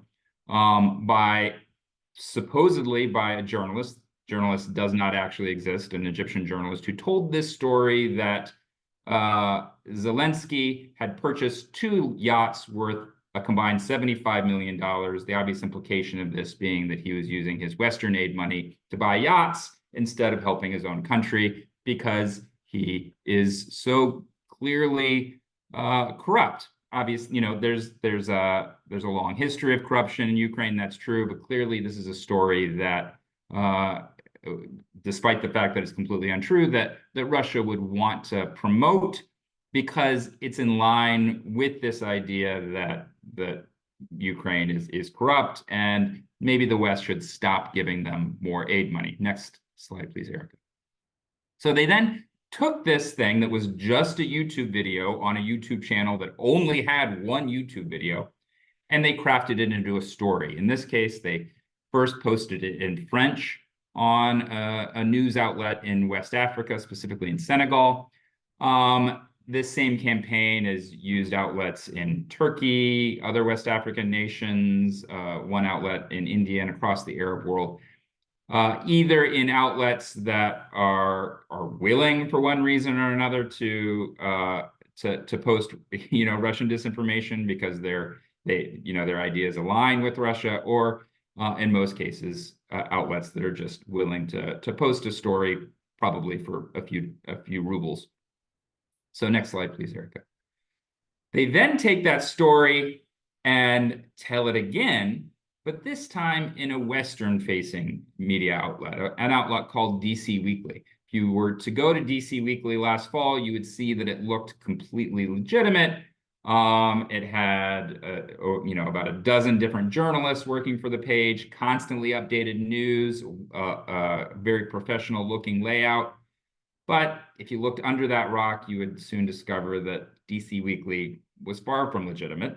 It was being run out of Russia, and all of that content was actually stolen from other legitimate news outlets and rewritten using artificial intelligence. All of the journalists were fake, and that this was just part of the layering process, starting at YouTube, then foreign outlets, and then telling the story again in this Western-facing news outlet that had enough legitimacy to fool certainly any casual observer. Next slide, please, Erica. And from DC Weekly, the story would then be layered into its final destination, which was social media. For this purpose, the Russians used influencers that were well known to them, influencers like Tara Reid, who is an American who now lives in Russia, famous for her accusations about sexual harassment against President Biden, but also influencers who just then pick that story up out of the digital ecosystem, out of the ether, and repeat it because it's something that they want to be true. Influencers like Kim.com, who has millions of followers, and his post about this story received, if you believe Twitter's metrics or X's metrics, 4.2 million views for their post about this same story. So next slide, please, Eric. And then finally, it moves from the digital ecosystem into the mouths of actual officials, actual decision makers, like our vice presidential candidate now, J.D. Vance, who repeated this story on a podcast. And he repeated this story the day before he was due to vote on support for Ukraine in their ongoing war against Russia. So this thing that started as a concept, it moved quickly into the mouths of our actual decision makers. Prior to November of 2023, nobody in the world across the digital ecosystem was putting the word Zelensky and yacht into the same post. After November, tens of thousands of people were doing it. So next slide, please, Eric. This sort of direct promotion of ideas is very different from the sort of disinformation we often see from China. That sort of direct narrative laundering may be the sort of thing that you think of when you think of disinformation. You may not think of the sort of thing that China does, but it is just as effective in its own way. So this is a social media account belonging to Dr. Li Menyang. This is her actual Twitter account. She's a virologist from China, worked in China for many years, left China during the pandemic with documents and claims that China was responsible for the COVID-19 pandemic. I'm not here to have a conversation about that. I'm not a virologist. I don't know if China was responsible for the COVID-19 pandemic, but I do know that China was not interested in having conversations about who was responsible for the COVID-19 pandemic, especially interested in having conversations about it being them. So if you want to demote the story that Dr. Li Menyang has to tell, how do you do that? China has a lot of resources at their disposal, and they took several different approaches. One of those approaches was to try to steal Dr. Li Menyang's voice directly. And they did that by, next slide, please, creating dozens of Dr. Li Menyangs in order to steal her voice. So if you go to Twitter and try to have a conversation with Dr. Li Menyang, Dr. Li Menyang might respond to you, but it might not be the real Dr. Li Menyang. It is far more likely to be a Chinese troll having that conversation with you, and you would be completely oblivious to that fact. Next slide, please, Erica. And not just dozens, but many dozens. Next slide, please. Many dozens of fake Dr. Li Menyangs, flooding out her voice, stealing her voice from her, and not allowing her to tell the story that she had to tell. And with that, I'm going to go ahead and turn it over to questions. Thank you, Darren. I'm sorry to say we don't actually have time for questions, but if you ask your questions in the Q&A, we will circulate them in writing and we'll get you the answers when we send you out the toolkit. In the meantime, thank you so much for Rachel, Jason, and Darren. And what we're going to do now is take a 3-minute stretch break before our second panel, which is democracy and science. So go get a cup of coffee. I'll see you in a minute.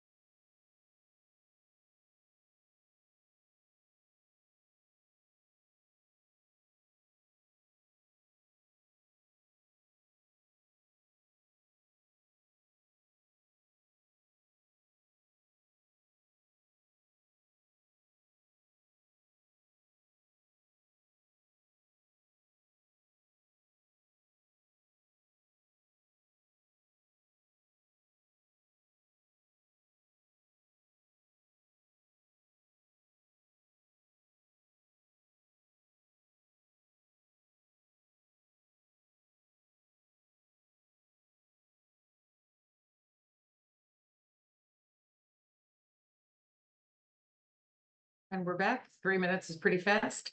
I'm just going to give people a minute more to rejoin us. If you are just now joining us, a reminder that you will be sent a recording of this entire presentation. So if you had to miss the keynote or the first panel, you have not missed it completely. You'll still be able to watch. Right. Just giving people one more second to come back to us.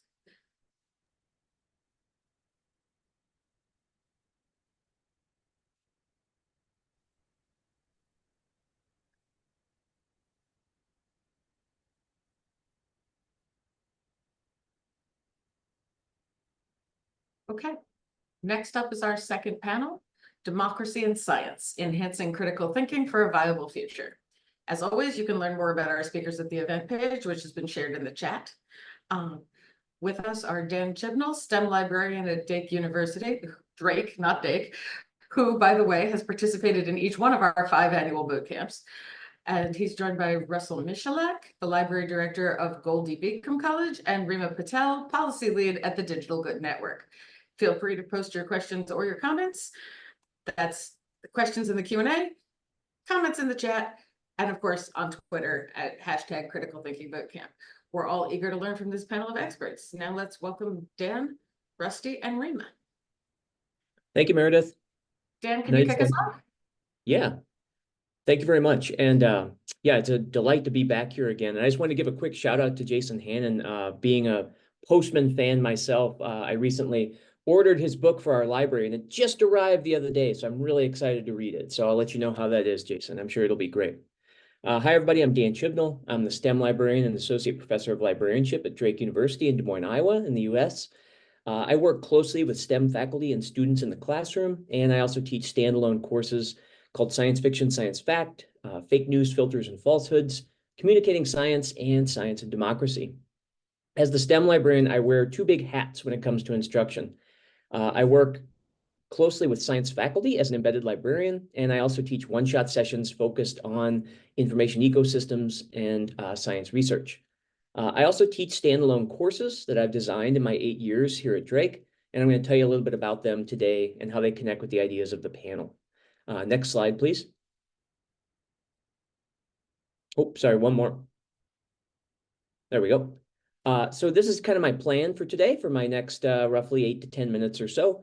I'm just going to tell you a little bit about my background in science communication, what I'll refer to as SciComm, the value of SciComm and why I think it's important for students to understand it, not just science majors. I will also tell you about my course called Science and Democracy, specifically sort of the overlap between where science and democracy sort of coexist. I also want to make one quick little point. When I'm talking about science and democracy during this panel, I just wanted to make sure people understand when I use the term democratic, I am using the small d democratic. I'm referring to the form of government and all of its processes and operations. I am not referring to the United States political party. So if you hear me say democratic process or something like that, that's what I'm referring to, not the political party. And then finally, applying some of the course's lessons in the real world. Next slide.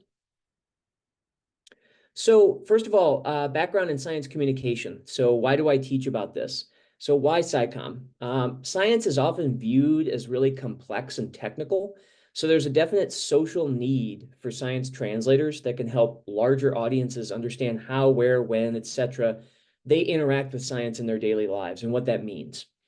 I teach a course that I've designed called Communicating Science, and it does a variety of things, but it not only gets students to learn how to interpret, translate, and share science with people around them, but to think about how science gets them to think differently. So it's not just about content, it's about process. And that's where I'm going to get into the science and democracy piece later.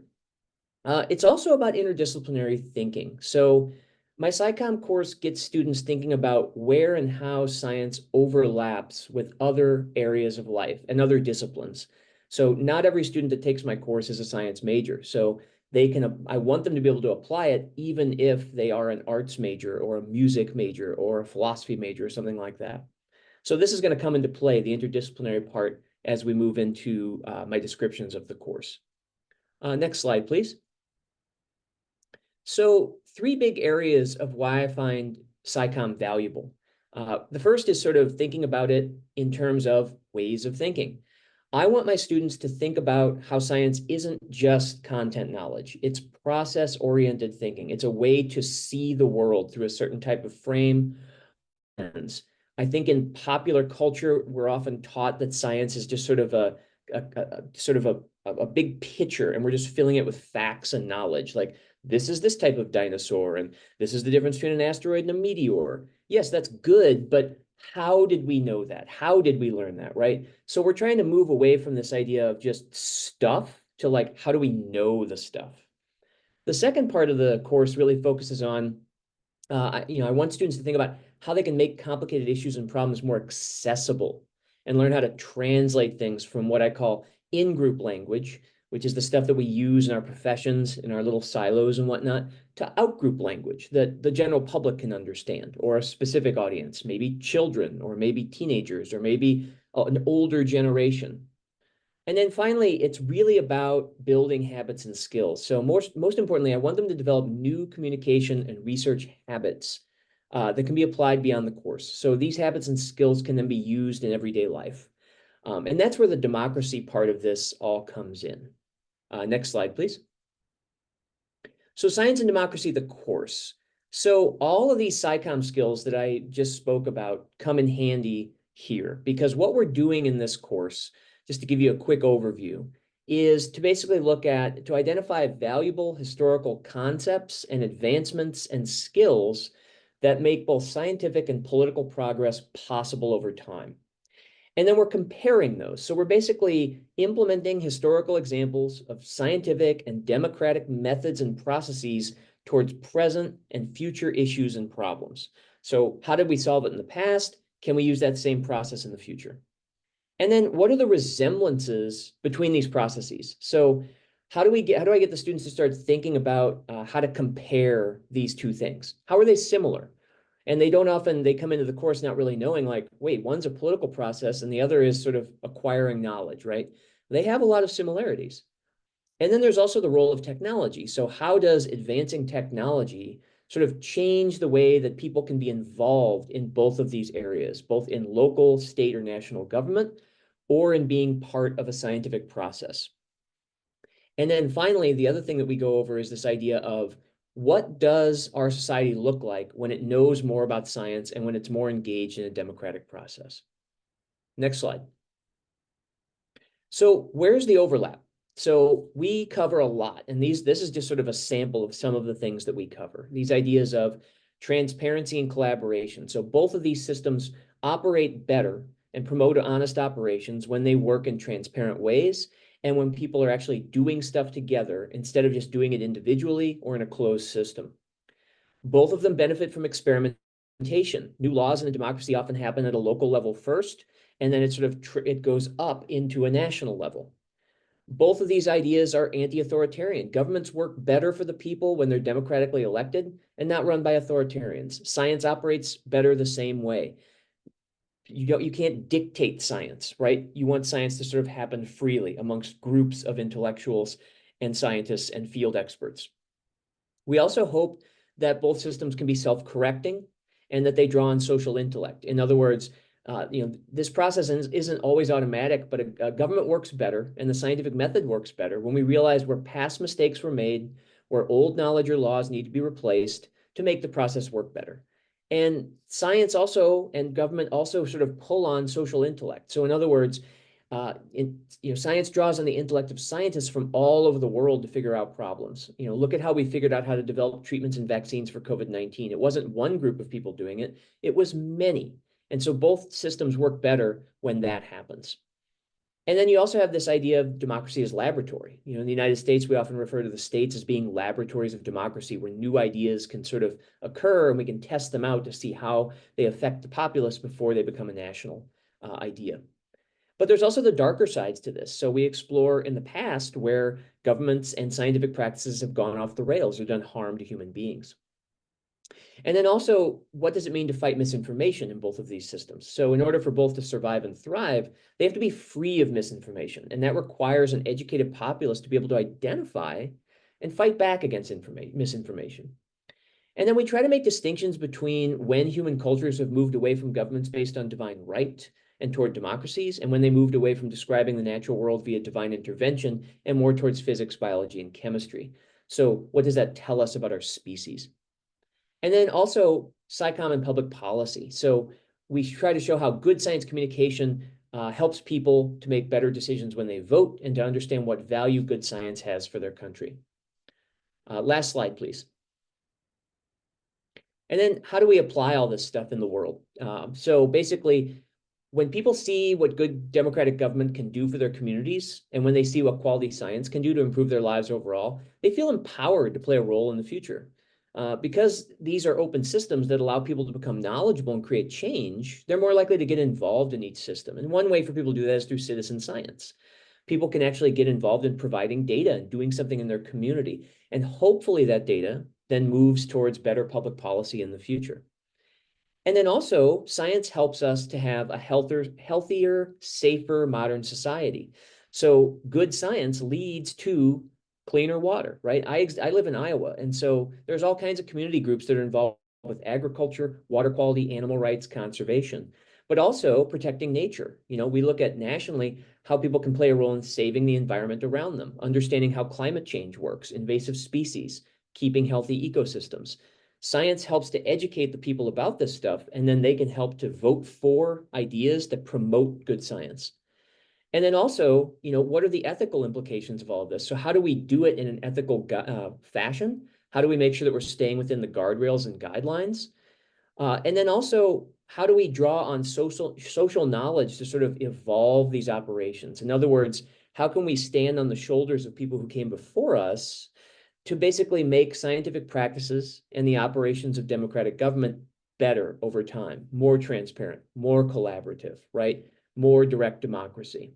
And then finally, going forward, how do the two act symbiotically? So, you know, most importantly, we try to think about how these two things can benefit each other going forward, especially democratic governments funding and giving space to science to do what it does best.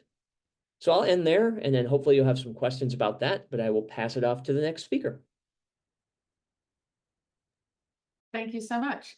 Next, I'd like to ask Rusty to please share his insights with us. Yep. Am I sharing my slides? Thank you.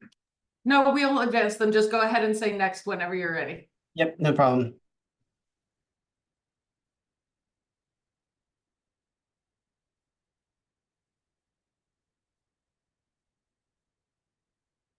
Next, please. Sorry. Thank you, Heather and Meredith. This is a great presentation. Dan, I'm Rusty Mahalik. I'm the Director of the Library and Archives at Bootcamp College, which is located in Wilmington, Delaware. Today, I'll explore the vital connection between democracy and science, focusing on providing and using AI tools and instruction to undergraduates, which has helped with their critical thinking in social sciences. Next. Our agenda for today covers several key areas. We will start by discussing the common values shared in social sciences and democracy, such as accountability and respect for evidence. Next, we will look at how artificial intelligence, particularly in academic libraries, can enhance critical thinking. We'll also explore practical applications and case studies showcasing AI in education and community engagement. After that, I'll address the challenges and considerations involved in the ethical use of AI. Finally, I'll discuss future directions and conclude with a call to action. Each section will provide insights into how these fields intersect and how we can leverage them to foster a more informed and engaged society. Next. Every generation faces the challenges of maintaining and improving democratic forms of government. As we approach the critical elections of 2024, democracy is once again being tested. Today, I will explore how the social sciences and democracy can learn from each other through critical thinking and how they can empower society through AI tools. Critical thinking is not just an academic skill. It is a fundamental component of an engaged and informed citizenry. Both social sciences and democracy depend on the ability to analyze information, question assumptions, and make decisions based on evidence. Next. Accountability is crucial. In social sciences, peer review and replication hold researchers accountable, ensuring findings are scrutinized and verified. Similarly, in democracy, elected officials are accountable to the public through transparent processes and elections, fostering trust and ethical governance. It's what we teach our students. Openness to new ideas and transparency is foundational in both fields. And sciences thrives on peer-reviewed and open access to data, enabling researchers to build on each other's work. In democracy, openness ensures that policies and decisions are made transparently with public input and scrutiny, fostering trust and civic participation.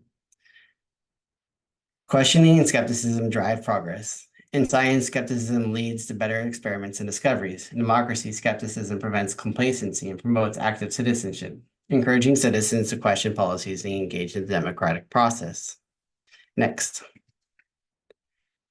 AI tools and libraries are changing research and education. At Goldie Beacon College, we use AI tools like LitMaps, UniDiscover, Scholarcy, Grammarly to enhance research and teaching. These tools support our students in conducting research and developing critical thinking skills, providing deeper insights and efficient analysis. For example, AI tools like UniDiscover and LitMaps help students identify connections between disparate pieces of information, fostering a more holistic understanding of their research topics. Scholarcy automatically summarizes academic papers, enabling students, especially our neurodivergent students, to quickly grasp the main points and critically evaluate the content. Grammarly aids in improving writing quality, which is essential for articulating well-formed arguments. These AI tools not only make research more efficient, but also encourage students to engage more deeply with their material. They learn that scholarship is more than scholarship is a conversation. They learn to ask better questions, evaluate sources critically, and draw more informed conclusions. Our AI tools allow our librarians to move away from as content providers, where users only access information, to content facilitators. Next. One of our more recent AI tools, LitMaps, illustrates how AI can facilitate improved research outcomes and foster critical thinking. LitMaps is an excellent example of how AI can revolutionize academic research. By visualizing citation networks, LitMaps helps researchers understand the relationships between different works and identify key influences in their field. This tool provides a visual representation of how ideas have evolved over time, where gaps in knowledge may exist. LitMaps transforms the way research interact with academic papers. It creates a dynamic map of citations, allowing users to see how different papers are connected. This visualization helps researchers quickly grasp the context and significance of a work, which is especially valuable for identifying seminal papers and tracking the development of research trends. This tool is particularly valuable in education, where our students can use it to understand the broader context of their research topics. It promotes a deeper engagement with the material, encouraging students to explore beyond the surface and make connections between different sources. By fostering this process of exploration and connection building, LitMaps helps develop critical thinking skills. Students learn to see research as an ongoing conversation rather than isolated articles, enhancing their ability to think critically about their own contributions to the field. Next. The landscape of undergraduate research is shifting dramatically with the integration of AI tools. These tools are shaping students' research workflows, requiring librarians to adapt and articulate their value and contribution in these efforts to support undergraduate research. In addition to being content curators, librarians are evolving into facilitators, guiding students through a curated suite of library licensed AI tools to enhance and streamline undergraduate research workflows needed to complete their coursework, whether it is presentations, essays, personal reflections, or reports. According to the Council of undergraduate research is a mentored investigation of creative inquiry that aims for a scholarly or artistic contribution to knowledge. AI tools support this by providing resources and analytical capabilities that enhance the research process. The adoption of a curated tech stack of AI tools, including LitMaps, Scholarcy, Grammarly, and others, enhances our research workflow. AI tools aid in producing diverse academic output, such as presentations, essays, reflections, and reports, and they make complex information more accessible and enhance the quality of students' work, supporting their growth and knowledge and skills as they engage with the content. Next. Integrating AI into the curriculum enhances critical thinking and problem-solving skills. For instance, AI tools and coursework have shown significant improvements in student engagement and learning outcomes. AI can provide personalized learning experiences, adapting to each student's needs and pace. For example, adaptive learning platforms can identify areas where students struggle and provide additional resources and exercises to help them improve. Additionally, AI tools can facilitate collaborative learning. Tools like discussion forums and group projects can be enhanced with AI to provide real-time feedback and foster more meaningful interactions among students. This collaborative environment encourages students to think critically, share ideas, and learn from each other. Next. The ethical use of AI is crucial, especially regarding bias and privacy. Academic librarians play a vital role in ensuring AI tools are used ethically. AI systems can perpetuate biases from their training data. Measures must be implemented to identify and mitigate these biases. Librarians with their expertise in information ethics can guide the development and deployment of fair and unbiased AI tools. For example, we've developed the Academic Librarian Framework for Ethical AI Policy Development into the college's overall AI policies. AI must be balanced with human judgment. Librarians and educators ensure AI complements human insight, not replaces it. Human oversight is essential for interpreting AI's output critically and making informed decisions. Next.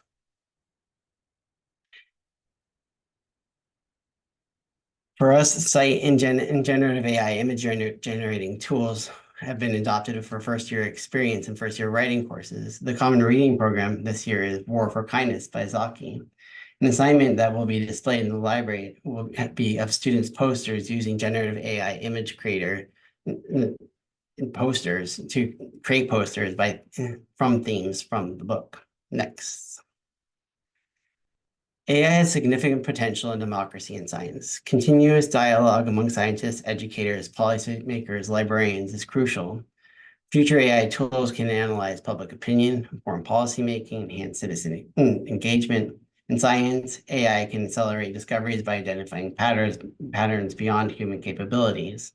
For example, AI tools like Scholarly and Grammarly support our students' research, promoting critical thinking and efficiency.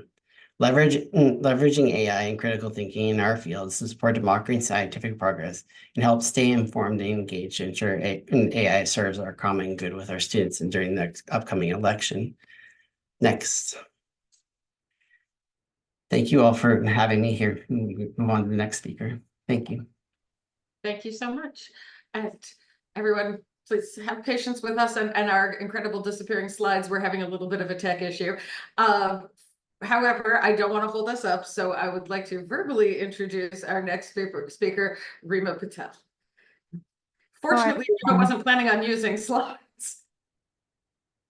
Yes, so I don't think we have any problems, so that's all good.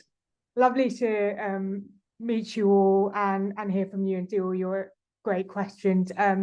So just a quick reminder, I'm Rima Patel. I'm a researcher at the Digital Good Network. I have been a practitioner in the field of deliberative democracy for a wide range of time and have looked at fields outside of the digital for a while. So climate science, technology, data, AI, and health and social care. These have all been fields where I've designed and delivered deliberative democracy initiatives, things like citizen juries, citizen assemblies, to help shape and inform inclusive science and inclusive policy making. So that's my area of expertise and interest. And I'll say a little bit more about what those things are very shortly. But the cross-cutting theme of this talk is about the relationship between science and democracy. And from the practice that I've embarked upon so far, I've observed that it's a really intriguing one. I describe it in lots of different ways. I describe it as somewhat tense, somewhat ambivalent, and yet really symbiotic and interdependent. So I'll give you some examples of what I mean by that. Colleagues have already mentioned the era of post-truth and the rise of populism and far-right movements, and these are all trends and patterns that have undermined or thought to undermine confidence and trust in evidence and by extension science. And so there's a sort of uneasy relationship, it seemed, at the moment that we have between what the people feel they want and science and evidence. And so for me, as a deliberative democracy practitioner, I've been really interested in this question of how we create spaces, deliberative spaces that enable a higher quality dialogue, discussion, debate, and enable space for discussion about values informed by the evidence base, informed by science, rather than necessarily excluding conversations about values and driven entirely by science, or the opposite, excluding science and evidence from the debate altogether and driven entirely by what people say that they need or want. So how do we get that balance right has been the sort of basis of the work that I've been doing all the way along. And one good example I often give is of the pandemic, the COVID-19 pandemic, which provided us with a really strong illustration of how intertwined science and democracy actually are, and how each is essential for the other's effectiveness. And throughout the pandemic, in different parts of the world, in different contexts, we saw how democratic systems and processes and principles, the rule of law, and trust and accountability are really important for effective scientific progress. Democratic systems that had an emphasis on things like transparency, accountability, open data, measuring, monitoring, tracking, recording, and engagement, they all created an environment that allowed for scientific evidence to thrive, and allowed for the development of scientific solutions to essentially help save lives, some instances in really tangible ways, through things like investing in vaccines, through openness and transparency about modelling, openness and transparency about what actually was happening, what was going on, communicating that, taking data sets and pooling that. So in this way, we relied extensively on the existence of democratic system processes, structures, open data movements in order to enhance and enable science. And that's a really core point that I'm making, alongside the recognition of the post-truth era and the rise of populism. And so we also learned in this process that scientific evidence is really indispensable for enhancing democratic, social and economic outcomes. So when we're thinking about the pandemic, we're not just thinking about it as just about science. So science itself has a role to play in shaping democratic outcomes, creating economic security, and creating a sense of social solidarity and social sustainability. And again, the pandemic revealed that. So in the pandemic, we learned that decisions grounded in solid science helped us save lives, helps us sustain our economies, and helps guide societies through the crisis. Now, there was a huge amount of debate and discussion also about how science was itself used as a fig leaf to conceal decisions that were essentially political by policymakers, and I do write extensively about that in a book chapter, which I will share with you all, which is all about how one builds confidence in a crisis. So there's that, again, an illustration of the sort of the role, the value, the connection between science and democracy play, but also some of the challenges around how science itself as a narrative was utilized to justify decisions that were often in service of political goals or political choices or objectives. And I think that's a really interesting example of how science and democracy operate and work. Now I mentioned I was a deliberative democracy practitioner. What does that mean to people who've not heard of that? Deliberative democracy is a way of thinking about democracy that thinks about democracy as a system. So we have not just got the functional checks and balances and the rule of law of electoral democracy, the electoral process, but we also have the quality of discourse and debate and dialogue between different actors who are seeking to influence outcomes in a democratic system. And when we're looking at it through that lens, democracy as a deliberative system, we are looking at features that aren't just about election and democratic processes, but also about what colleagues have already spoken about on this call, which is the quality of dialogue and debate, the interaction of views and perspectives between different views and perspectives. And in my instances, in my work, I have been really interested in the interaction of views and values between diverse populations and scientists. So in some of the work that I've done on net zero, how I brought scientists and policymakers in discussion with members of the general public on barriers to realising net zero in local population. So this is the way I'm thinking about deliberative democracy. And so this field focuses on the importance of public and societal engagement in science issues.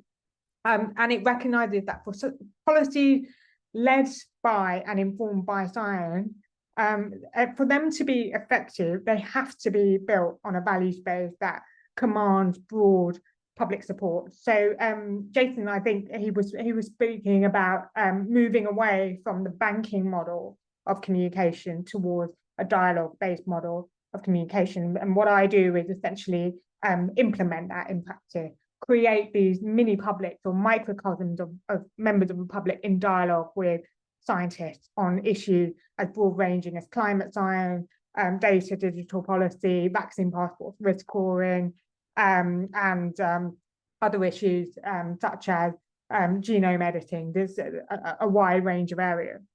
Now, this type of approach is absolutely vital if we aren't just going to be thinking about what works in a technical sense, but we are thinking about legitimacy. How do we create and build confidence and trust on some of these critical issues in climate action, AI policy, health policy during pandemic? So one of the big issues actually around some of the intervention in the pandemic were that they relied on societal confidence and trust, and yet that seemed to be what was lacking in awareness of what people would feel confident in and trust and comply with, essentially. So that was a really interesting example.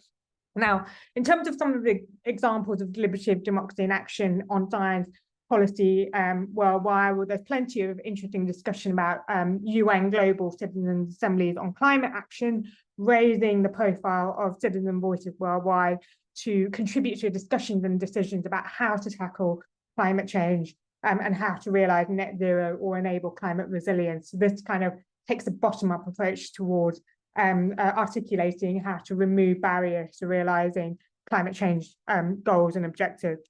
So that's local authorities that are piloting different net zero initiatives, exploring how they can enable just transition, involving community members in the planning and the implementation stages of their net zero strategy.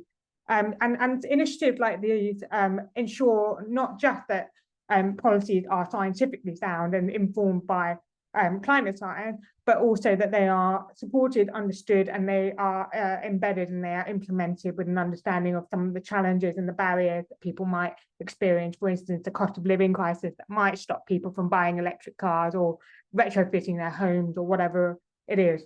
And then, I've also given examples of genome editing. So here, deliberative processes on genome editing have recognized that actually it's really difficult to understand what the public expects from something that is as complex as genome editing. You do need to take your time to create a process or a structure that allows people to understand the technical complexity before they can get to a discussion about the ethics, the bioethics, the social implications of how genome editing might be used and its implications, not just for us, but for future generations.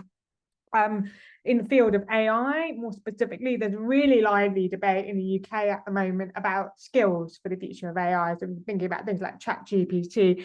What skills are required? How do we enable, again, the word just transition comes up actually. If AI is going to be displacing workers and jobs, how do we develop a workforce that can work with AI technologies? How do we do that? Through initiating workforce deliberation, engaging the workforce in a dialogue about the future of AI in their workforce, but also engaging the workforce in a conversation about how it fits within their existing workflow systems, processes and structures, ensuring that the voices of workers are heard alongside technical experts. Some of the work that I did in the pandemic were online citizen juries on the use of vaccine passports. That was a really hot topic in the EU in particular, like what are the boundaries of appropriateness of their use and their rollout, and then also risk scoring. So lots of use of NHS and National Health Service data set in order to identify who's at risk using an algorithm called a Q-COVID algorithm. And so I ran a citizens jury around that. And these have brought together members of the public who've never really engaged in these issues before to think about how to develop policies that are balanced and fair, what the parameters of the use and acceptability look like, and ensure that they have public backing. And the Scottish Government in particular did a lot of interesting work in this space, in this area. So what I'd like to say is that these types of approaches offer a model for how public voices and public perspectives can be built into and integrated into the notion of inclusive science or the future of key science issues. So they help us balance the importance of scientific and technical input with the equally important need for public engagement, public voices and perspective. And come back to this overarching point that I'm making, there is a bit of a tension between science and democracy at times, and colleagues have already spoken to and alluded to that. But when they work in tandem, they can really help us address wider social, economic goals and help us drive progress more effectively. In conclusion, instead of viewing science and democracy as these slightly uneasy bedfellows, we need to find ways of recognizing their symbiotic relationship. The COVID-19 pandemic does show us how openness, transparency, and democratic engagement can help us enhance the application of scientific knowledge, and how scientific evidence itself can help us strengthen and make more resilient our democratic processes. Recognizing all of the other critiques around the way democracy itself took a bit of a hammering during the pandemic. So I'm not disagreeing with that. I agree with that, but I also think that there's a lot of good that we learned about the role of science in relation to democracy during the pandemic.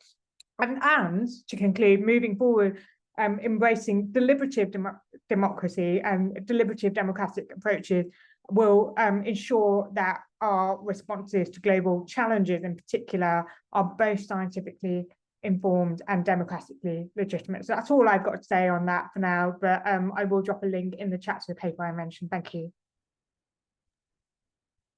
Thank you so much, Rima. And I'm sorry that I have to keep cutting off the Q&A because there's so many interesting questions that are arising, but we are going to get back to everybody when we send out the links. I promise your questions will not be lost. What we're going to do now is take another comfort break. Please feel free to get up and stretch and have a cup of coffee, and we'll be back at 2:25. Thank you.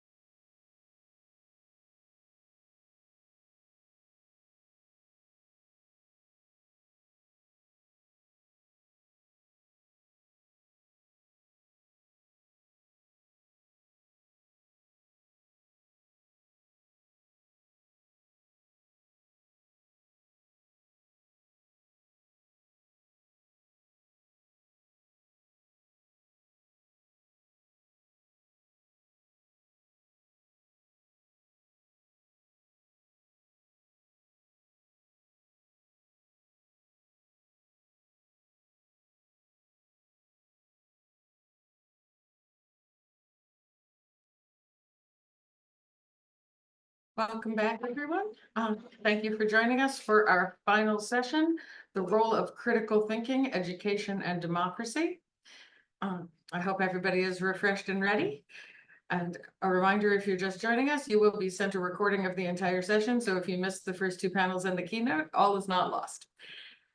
Now, please join me in welcoming Sarah Morris, a librarian and media literacy program and education consultant at the Carter Center, Barbara Robertson, a political science instructor at Georgia State University, and Hong Yao, Director of Technical Services at the Queens Public Library. As a fellow New Yorker, I have to say thank you for coming.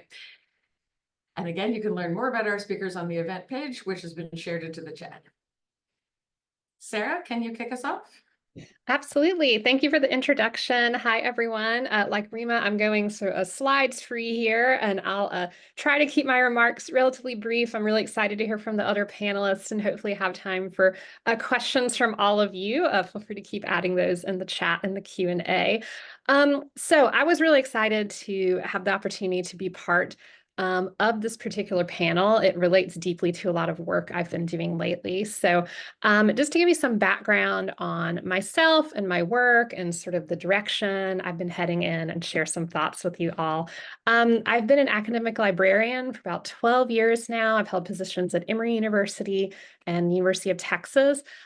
So I am coming from this particular topic in a lot of ways as an educator and as a librarian. I know many of you on this call, we heard the CRAP test mentioned earlier this morning, but probably teach classes around critical thinking and research skills and evaluating sources and information literacy and all these fantastic things. And something I've been thinking about a lot in recent years is how we as educators and librarians can meet the challenge of the current moment we are in, which is an increasingly complex media and information landscape that might not necessarily call for completely new skills. So in some respects, we're seeing that, but perhaps an emphasis to be placed on other kinds of skills. What does it mean to be a critical thinker, and what does it mean to be information literate in today's environment, which is something I'll come back to in a moment. So I've definitely been considering that a lot in my own work. And in recent years, I've had the great opportunity to get involved with the Carter Center here in Atlanta, Georgia. For those who might not be familiar with it, it is affiliated with the Carter Presidential Library and Museum and is a center dedicated to kind of continuing the legacy and work of President Carter, with focus areas including global health initiatives and a very large democracy program.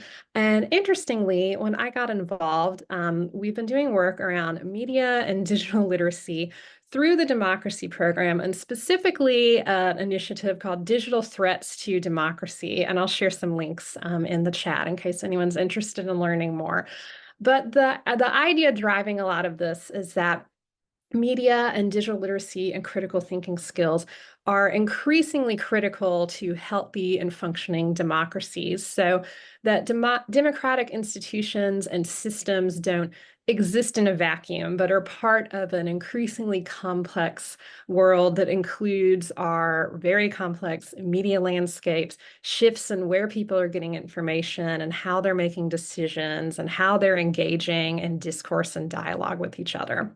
So that's a little bit of background on my work. And I think for me, I've been really considering both how critical thinking skills increasingly, and have always been, but particularly now, are such a key component of a healthy and functioning democracy and a part of being an engaged and informed citizen, but also how things like civics education itself can start playing an important role in things like critical thinking education. So I was really excited to hear Rima earlier talk about deliberative democracy. It's something I've been researching as well, and sort of the idea of thinking again about critical thinking and those skills as a component of a healthy democracy that involves open debates and discussion, interactions with different perspectives, high quality dialogue where citizens can engage with each other.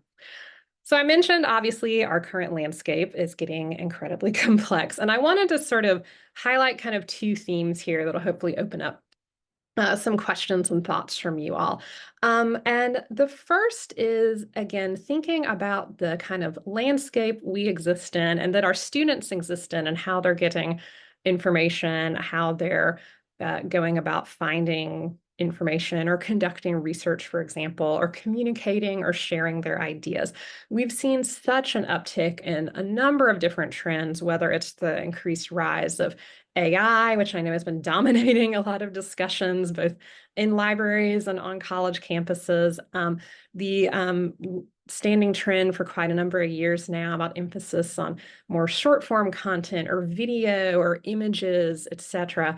I think kind of considering the way we perhaps go about teaching critical thinking skills, source evaluation skills, information literacy in this sort of environment, it can be, I think, impactful and empowering to look at incorporating perhaps other literacies and other sort of components of what it means to be a critical thinker. Interestingly, this is the 50-year anniversary of information literacy being sort of used as a term for the first time. I know the American Library Association's had some programming around this, and it's been kind of an interesting moment, I think, to reflect on where we've been and sort of where we're going in terms of information literacy. And, you know, a lot of the chatter has been looking at things like incorporating this new rise in AI and what does AI literacy start to look like here, or the significance of data literacy and how sort of the use and abuse of data is often a component of things like mis or disinformation narratives, or the need for perhaps more visual literacy skills given the types of media content people are being exposed to and are creating and sharing. So that's certainly something I've been excited to look at, and we've certainly seen things like the SIFT method from folks like Mike Caulfield, or ideas of lateral reading as alternatives, but I think we could, you know, take that even further and really, again, consider components of this new landscape and weaving in different kinds of literacies into critical thinking instruction more broadly, and to think about what that starts to look like and how that can benefit us as citizens in a democracy, or encourage people to ideally foster healthier and stronger democracies around the world. The last kind of theme area I want to highlight here, aside from, again, thinking of perhaps pulling in different literacies and ideas into critical thinking instruction, is something I flagged earlier, which is looking at sort of civics education in relation to all of this. So again, we don't evaluate sources or find information just in vacuums. They're part of these incredibly complex systems and wholes, and involve different forms of government and media environments and technology and all these different things. So I think increasingly it can be really, again, empowering for students, and perhaps open up opportunities for us as educators to take more interdisciplinary approaches and start weaving in aspects of perhaps civics education into the work we might be doing around information literacy, critical thinking skills, and things of that nature. The idea that it can be helpful to, you know, learn about, for instance, the types of disinformation campaigns run by more autocratic regimes, or look at propaganda over time and how that's evolved, getting people a better sense of how these trends fit into these broader systems and wholes, about the value of critical thinking and things like open dialogue and discussion in a democracy, and sort of deliberately pulling that into perhaps more traditional forms of information literacy education or critical thinking skills education. Certainly something we've been looking at the Carter Center, and something I've been quite interested in recently. So I'm going to go ahead and leave it there so we have time for conversation and whatnot, and I will pass it over to our next panelist. I'll put some links in the chat, and thank you very much. Thank you so much, Sarah. And now, Barbara, we're excited to learn more from you on this subject. Okay, can you hear me okay? Yes, I can hear you fine. Great, okay. Hello, everyone. My goal is to incentivize you all to bring in more critical thinking and media literacy into the classroom, but also provide you with some framing from which to do so. If you can show the first slide, please. In my early career, education and career, I focused on democratic transitions, authoritarianism, and the politics and history of the Middle East. In teaching, my limited discussions of the impact of misinformation were isolated to understanding negative views of many in the Arab and Islamic world towards the US and Israel. A significant reason for the heavy influence of misinformation on discourse in the Islamic world is autocracy and its poor outcomes in education, lack of independent news outlets, and the dominance of state-run media at a time of expanding internet access. As you all know, exposure to misinformation and the consequences of this are now global issues. My first lasting memory of a student bringing misinformation into the classroom concerned then President Obama and the Boy Scouts. I didn't know what to do with this at the time except respond with vague skepticism, as I had not heard about the claim myself, and it was extraordinary. When I asked the student for the source, the student said it may have been CNN or some other source we would consider mainstream. It was not, but he could not recall either way. This is a frequent occurrence among our students today. They bring information into the physical and digital classroom that is often false or misleading at best, cannot recall the specific source when asked, and often preface their comment with, "I don't know if this is true or not, but." I began to intentionally practice with students the application of critical thinking against political claims. My instruction evolved as the media environment itself evolved to what we have today. In doing so, I found that critical thinking was essential for information literacy, including news media literacy. I also found the need for students to first understand and visualize the media landscape before they could attempt to navigate it. Now to address other points seen on this slide. In the second half of my career, I've studied and taught the global trend known as democratic backsliding and the factors that contribute to democratic decline. Faculty such as myself and others in an international university consortium on teaching democratic erosion communicate that one of the major contributors to democratic backsliding we have been witnessing over the last few decades is misinformation. Next slide, please. As a reminder, this session concerns critical thinking, education, and democracy. Autocracies don't require civic competence. In autocracies, citizens are, they need them, but they don't require it. In autocracies, citizens are deprived of choices. There is no need for citizens to understand fraudulent election processes or to compare the benefits of one policy to another when they lack real influence over policymaking. In a democracy in which citizens must make these calculations, and in some cases administer the government themselves, civic competence is required. Citizens must be able to make critical judgments. Therefore, education in a democracy must prepare citizens to think critically. However, the ability to evaluate information, a key aspect to critical thinking, includes the ability to identify misinformation. In an environment saturated with misinformation and with a limited understanding of the media landscape, or the ability to discern trustworthy sources from untrustworthy and fact from fiction, citizens find it increasingly difficult to trust anything. Apathetic voters don't vote, don't run for office. They withdraw from participation in all its forms. Citizens give up on trusting and even seeking information, thus satisfying a goal of autocrats. Additionally, effective participation in a democracy and a willingness to live under democratic laws and institutions requires civic trust, the trust of citizens in democratic institutions, such as the elections, the judiciary, administrative agencies, and the lawmaking process, among others. As you can see here, trust in our democratic institutions is at an all-time low in the US. Though not the only source of a decline in trust, misinformation about these institutions is a factor. Next slide. Critical thinking needs information, particularly independent news media. And news media literacy requires critical thinking skills. These skills include the ability to evaluate and analyze information and proceed to a judgment about it. Therefore, critical thinking and media literacy can and should be taught together in many cases. Today, more than ever, media literacy must exist alongside critical thinking, as we must first sort through good and bad sources before we can effectively analyze and make a judgment. Additionally, evaluating sources is itself the application of critical thinking. Next slide. The world is currently in a nearly 2-decade period of democratic decline. One of several essential organizations that measure key indicators of freedom and democracy in countries like political rights and civil liberties is the International Institute for Democracy and Electoral Assistance. International IDEA downgraded the US to the status of backsliding democracy in 2021 following the January 6th attack on the US Capitol in DC. Though this attack is not the only reason for the downgrade.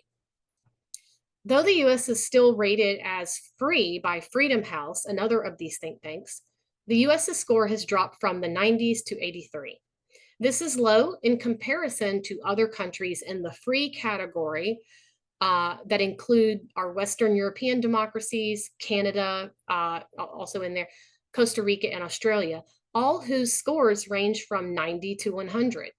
The US's score is now closer to the scores of newer democracies, such as South Africa, Ghana, Argentina, Panama, Poland, and Romania. It will take quite a bit of political will, reforms, and time to climb back up to the scores of our Western democratic allies. Of course, the US could drop further. Either way, we must not take our past and current freedom scores for granted. The history of democracy, as Robert Dahl put it, is not linear. It is not an upward climb. It is a story that includes the emergence, decline, and even disappearance of democracies. We must impart to our students that we play a role in democracy's decline, disappearance, or its survival and strengthening. If we understand what democracy requires and we have the will to meet those requirements, we can preserve and advance democratic ideals and practices. As a reminder, democracies require, among other things, an enlightened citizenry that can think critically. It requires access to reliable information upon which to make informed decisions and a minimum level of trust in democratic institutions. Next slide. While there is an interplay between critical thinking and media literacy, there is also an interplay between polarization, misinformation, and apathy. Misinformation and disinformation work to polarize citizens and breed distrust of those with different viewpoints. Citizens who are more polarized and hyperpartisan are more susceptible to misinformation and less likely to check their own biases, since their evaluation of or reliance on information is heavily dependent on whether the information supports their prior beliefs, something we often refer to as confirmation bias. There is a strong connection between misinformation, polarization, apathy, and democratic decline. Misinformation breeds distrust, apathy, polarization, and hyperpartisanship.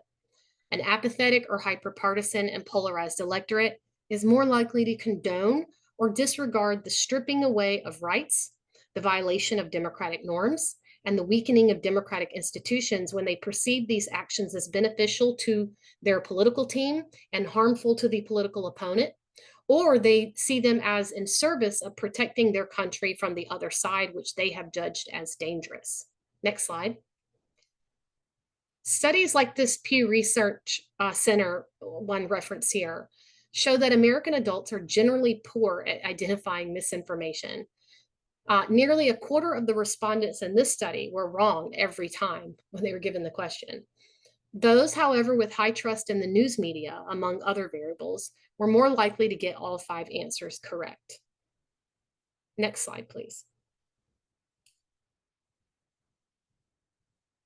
Next slide. Oh, you did. Sorry, excuse me.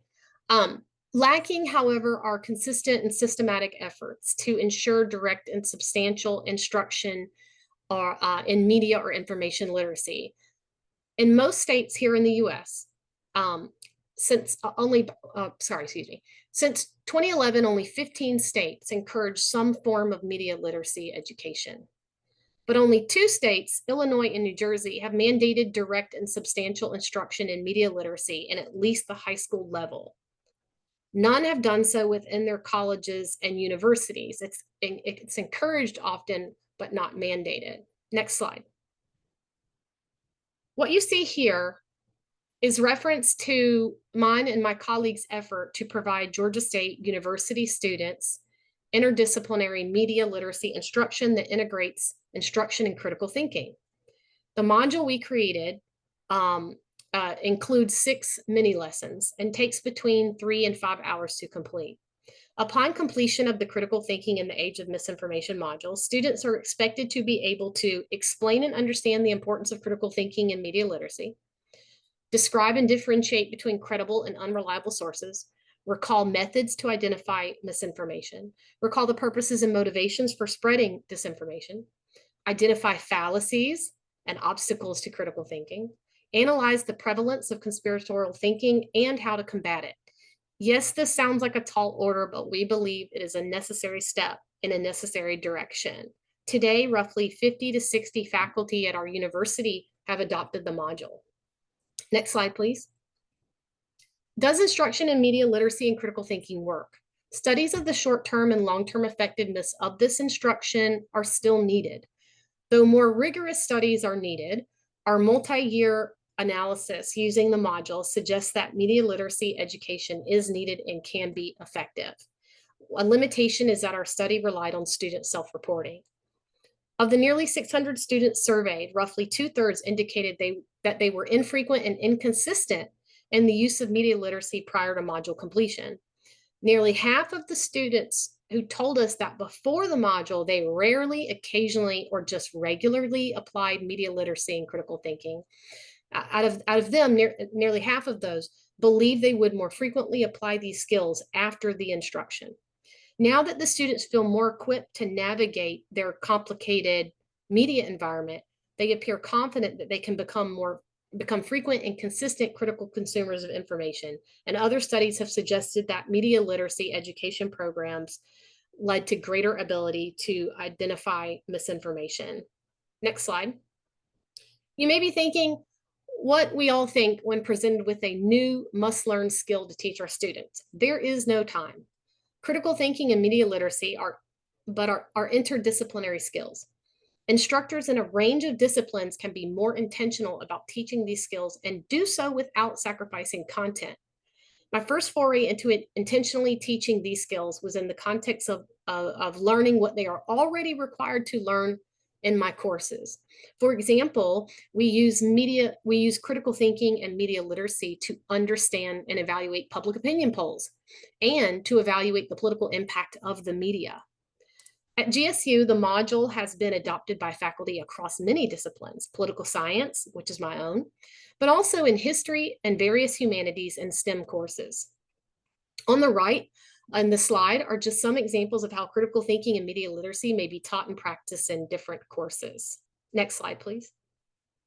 To close, I'd like to give some parting advice learned from my time leaning heavily on this type of instruction.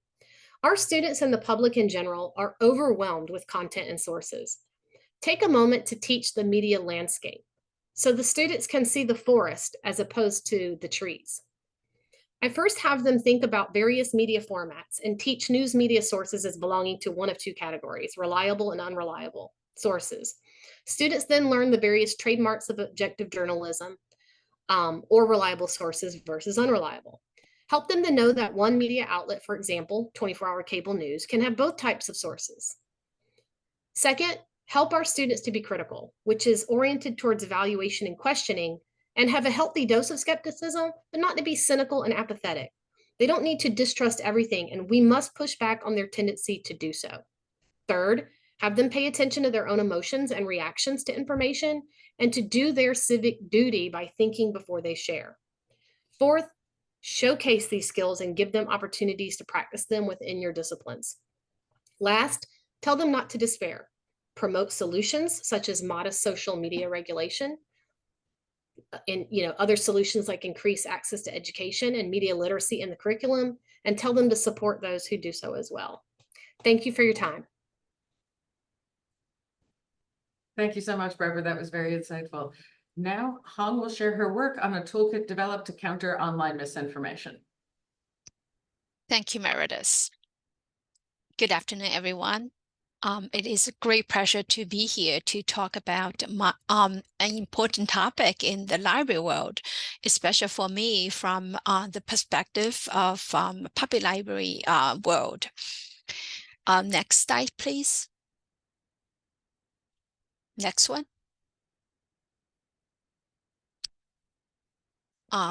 Okay, so my name is Hong Ya. I work at the as a technical services of the Queen's Public Library. Next, please. So it is my great pleasure to talk about this topic, and then how to help fight misinformation and disinformation in the society to preserve our democracy. Public Library in America has a tradition of serving the community with our various informed needs. The service changes as the need changes. I have witnessed many changes, service changes throughout my 30-year career in the public library field. But I would say most changes are gradual, with the exception of changes induced by the breakthrough of technology. I started my work in the public library pre-internet. At that time, public libraries are the places for people to come, for students coming to do homework, whether it's for a science project or a literary assignment or research work on famous people or celebrities. Also, it means seniors coming to the library, grab some books they want to read or read some magazines and newspapers, or in the meantime, look up information of their doctors, a dentist, or look for the information of the drugs they were taking, any interactions. For also really means for high school students, if they're applying for college, they're coming to the library to research for colleges and then how to apply for them, or for financial aid, grants, all those researchers.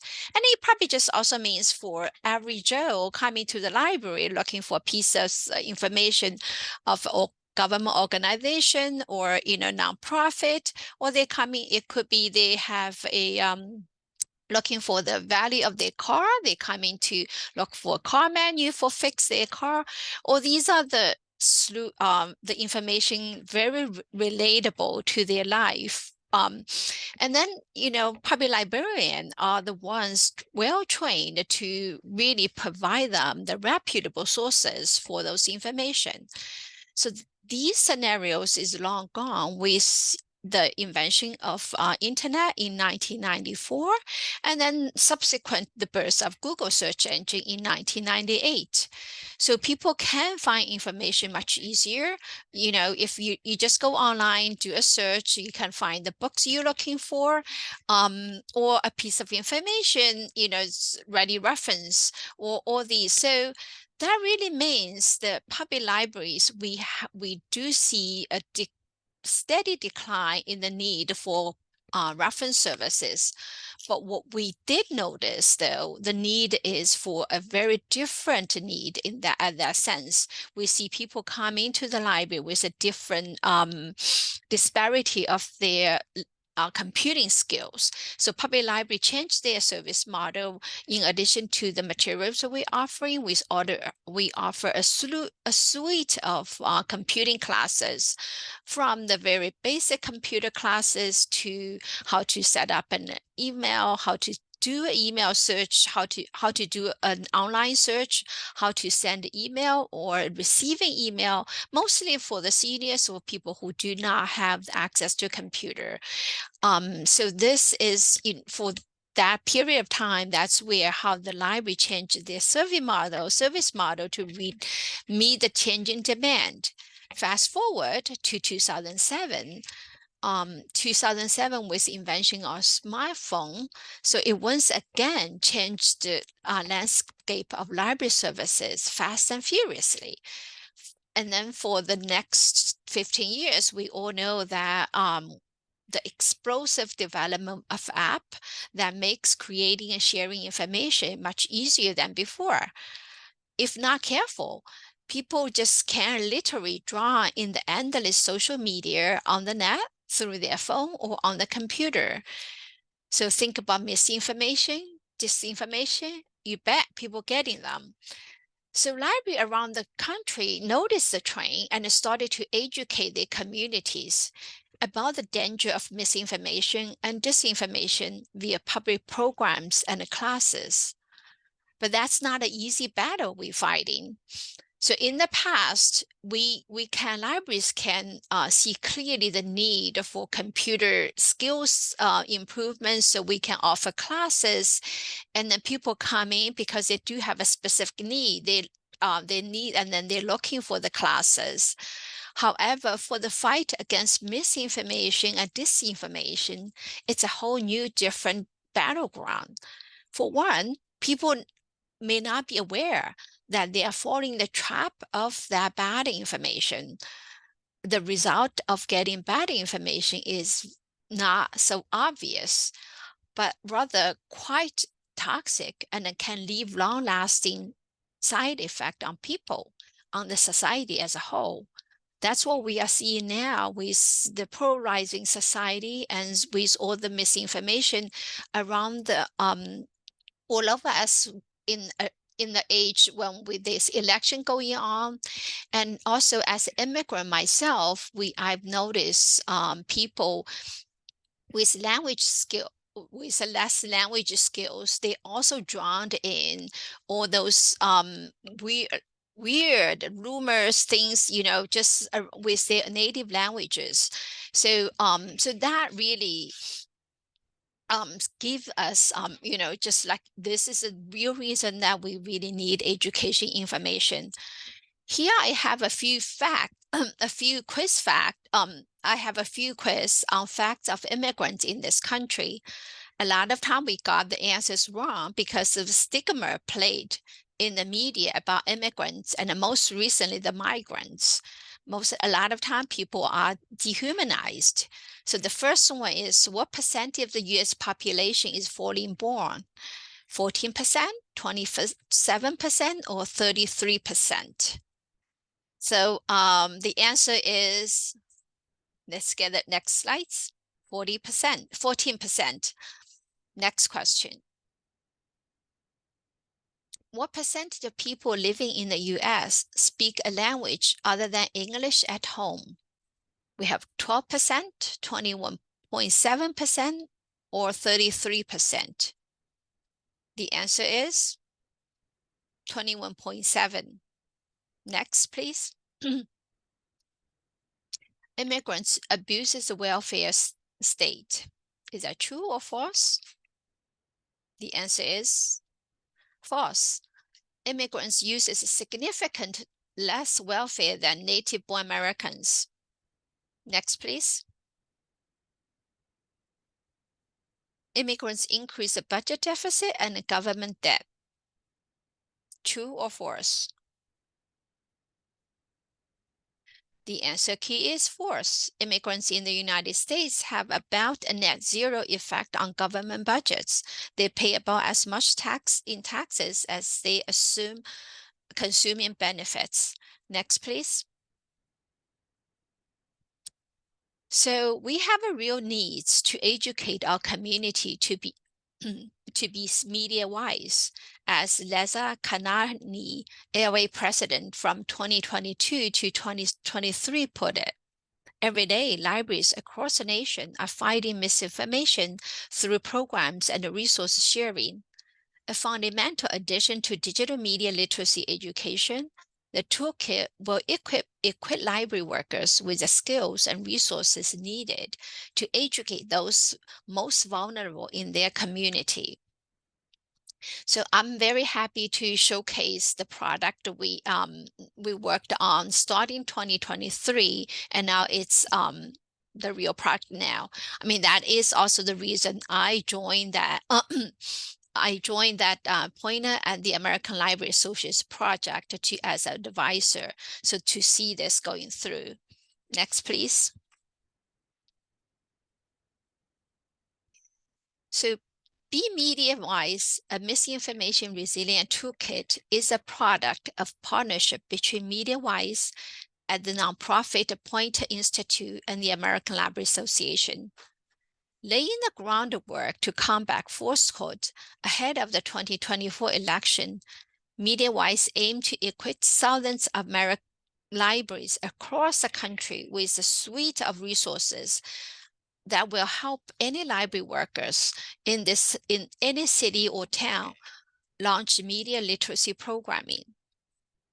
The toolkit includes 8 modules, each of which anchored on a question to create a lesson plan on all issues relating to that topic.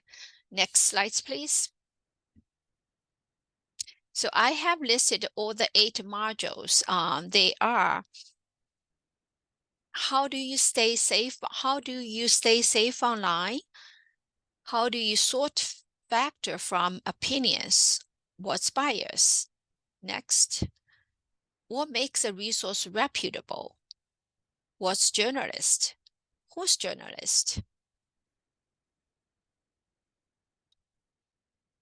Where can you find accurate information? How does information spread? Next, please. How do you know it's not AI? How do you share responsibly with friends and family? So, next, please. Okay. So the goal of this lesson plan will be up in front. You can learn you can click on each module, and then it will come up. The goal of the lesson plan will be come up in the very front of the module. It's under the section as you will learn section. There will be video for adult, young adult, or Spanish-speaking customers. And then we'll have conversation starter, related reading, activities, etc. That's gonna list it. And then finally, it will have a takeaway is summarized at the end of the lesson. So each module can be used as a standalone tool based on the needs of your community. There's a toolkit facilitated guide that provides additional information on the toolkit, a link for slide deck that allows you to download the web content into slides for easy presentation. The collection of graphics are thematically related to the toolkit and provide a cursory overview of the main points of each module. They can be printed as bookmark, used for promotion, or poster, or used as carousel posts on social media. So I firmly believe this toolkit is going to be a great addition to the library resource to help fight misinformation and disinformation in the community. I'm including here the link for that toolkit, and I invite you to try it out. Thank you for your time. Thank you so very much. That was a very appropriate ending to our boot camp. So concrete and actionable and taking the message out beyond academia. As we continue through this election cycle and the development of generative AI and the technology surrounding it continue to change, we've got to keep conversations like this going. So I hope you've all enjoyed the day as much as we have.